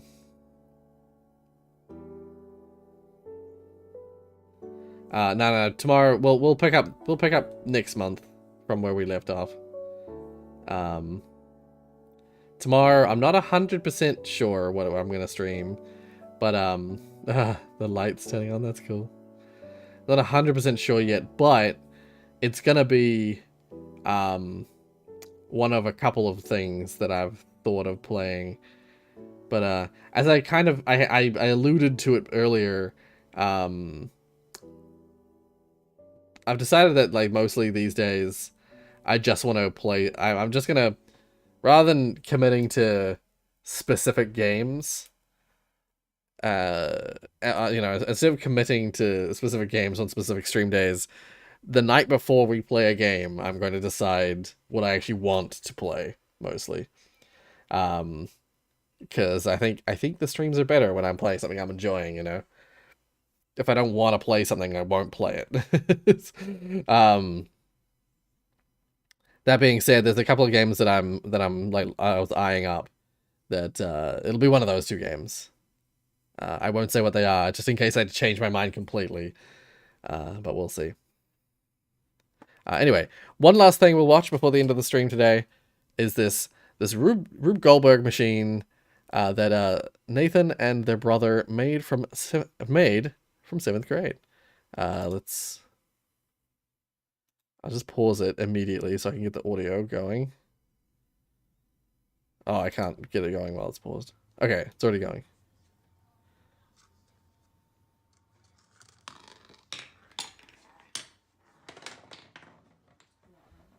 Ooh.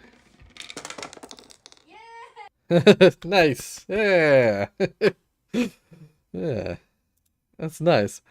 I love a good Rube Goldberg machine. Oops. When I was a little kid, I'll put the note thingy here. So we'll pick up from here in the next stream. Zia's animations were just didn't quite make it to them, but I actually did see them on Discord already. So if you want to check out these little running animations that Zia did, go on the Discord or go on the Reddit or on the Discord and check them out. But what was I gonna say? Right, yeah. God. I grew up as a little kid. I used to watch VHS tapes all the time. And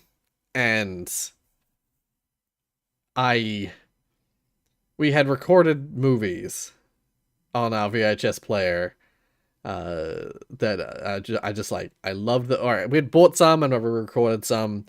I just would sit in front of the TV and watch movies over and over again as a little kid. No, not 24/7 stream, no. It's bad. No. I'm not saying it was aliens, but it was aliens guy. Yeah, it's the aliens guy. The fucking aliens guy.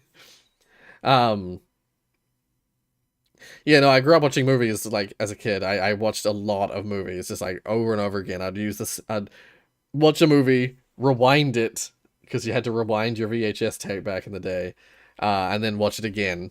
I'd just do that a ton as a kid. When I was very small, I'd watch things like Sound of Music and Chitty Chitty Bang Bang, which is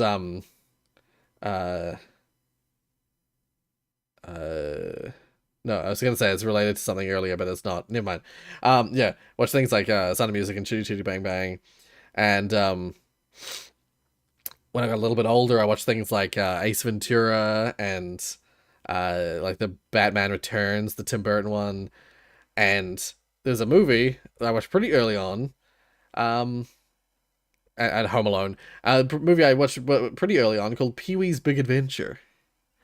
And if you've ever watched Pee-wee, alrighty then. Oh, and like The Mask, and a ton of Jim Carrey stuff. I loved Jim Carrey as a kid. I mean, I still love him. He's still one of my favorite actors. No, I watched Pee-wee's Big Adventure, which is a Tim Burton film. If you know Tim Burton, you know his like style.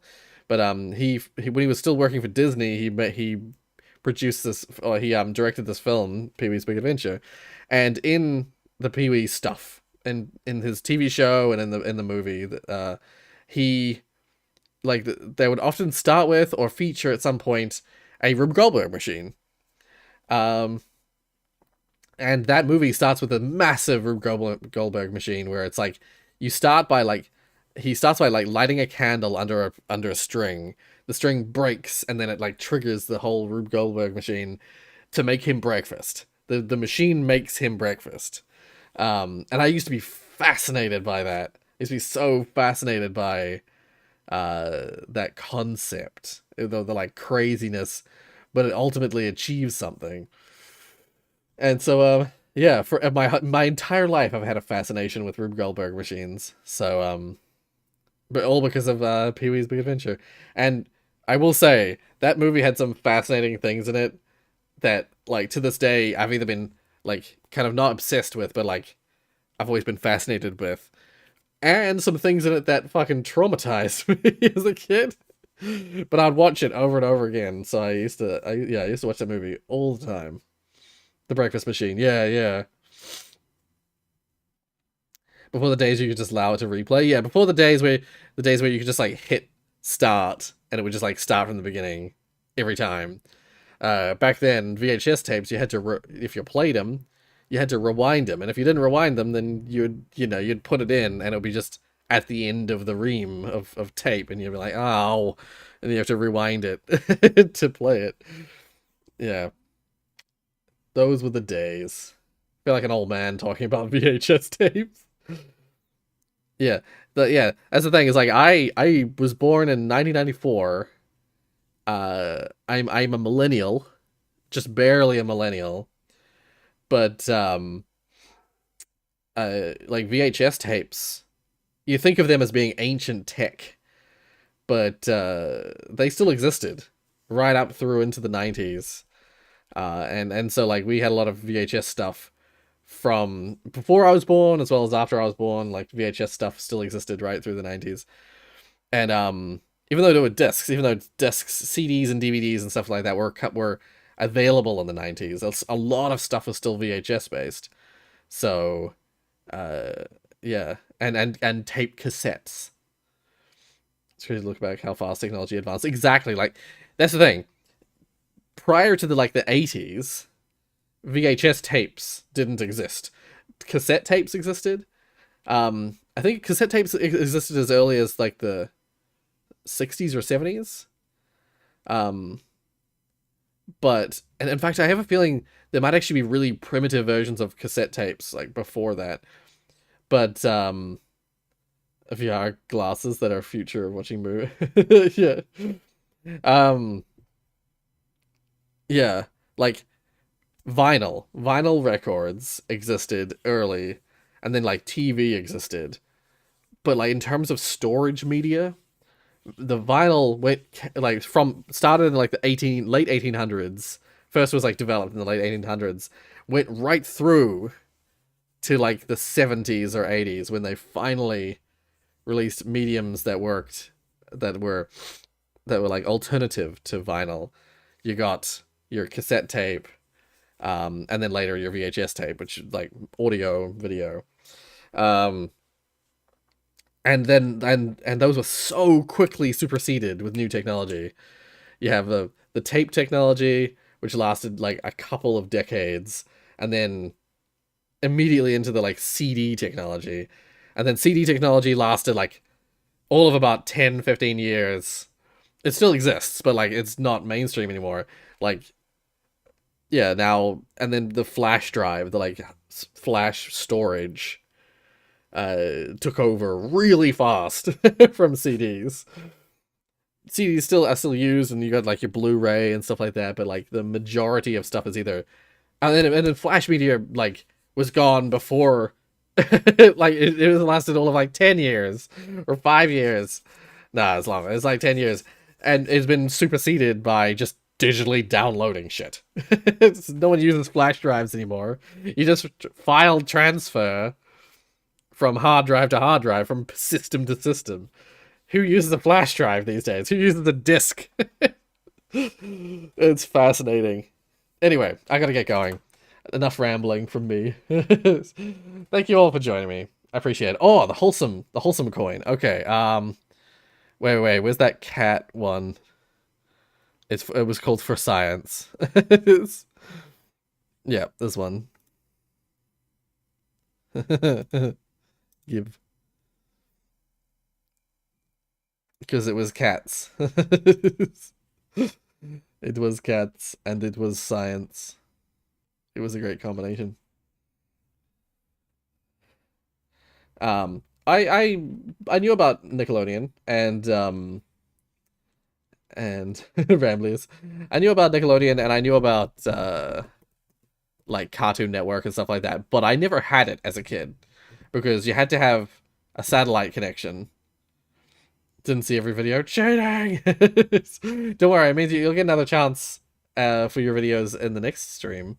Like, if I watched all of this stuff, I mean, this probably would have also won. Like, more cats. Yeah, if I'd gotten up to here, then that would have been pitted against cats for the Wholesomeness Award. And you don't want to be pitted against cats with the Wholesome Award. Exactly. You want it to be during when I'm having like a silver coin. When I have the silver award, then it's just whatever I think is the best. And like the video that gave me a genuine good laugh. Where was it? It wasn't posted by you, Josie. It was posted by. It was this one. It was posted by Nathan. I probably would have like. If it had been silver award, I very likely will have given it to this one. But we had the wholesome award, so I went for the most wholesome one. Yeah. So yeah. Anyway, yeah. You guys are free to give each other awards. Was it extreme? Tomorrow. I shall be streaming tomorrow, hopefully. Unless something comes up. But tomorrow, I'm planning to stream tomorrow. So it should be tomorrow. Yeah. Anyway, yeah. Thank you guys so much for joining me. I shall bid you adieu, and I'll see you in tomorrow's stream. Just like randomly saying, cheating! Just like, nonsense! Yeah. And I shall be here tomorrow. Oh, awesome. I'll see you tomorrow. Are you playing our own game tomorrow? No. Wait, what? My own game? No. Although, that's actually something I meant to mention earlier in the stream. Due to job-related stuff, I'll mention it really quick here, but I'll try and make an announcement sort of thing later. One of the reasons I didn't get a job just recently, well, I've been job hunting. One of the reasons I didn't get one of the jobs very recently, is because they said they liked my application a lot. However, I did not have much. God, my nose is being a problem today. I didn't have any team experience, and while I don't necessarily agree that I don't have team experience, I immediately was like, well, I know a way to solve that. We've been talking in the community for ages about the idea of working on a community project where we make a game together, all of us, or as many of us as I can gather together for to make a team. And yeah, I want to do that. I want to do that soon as a way to advance my CV. I'm going to be completely blatant about it. And you guys, having worked in a team, will also hopefully be able to add it to your guys' CVs if you plan on doing something similar, where it requires teamwork. So yeah, we're going to make a mutual experience of development that'll hopefully allow us. I just realized this says aliens. It's ancient aliens. Have a lovely day, so thank you. I shall. And I will talk more about the idea of that community development project soon. Because I want to do it, but also it might help with job stuff, or it even might help with just fucking jobs and making the channel grow, or once again fucking jobs and just it's making ourselves a studio. You better have a good lunch. That's an order. Okay. Okay. All right. See you guys. Look forward to seeing you guys tomorrow. Bye.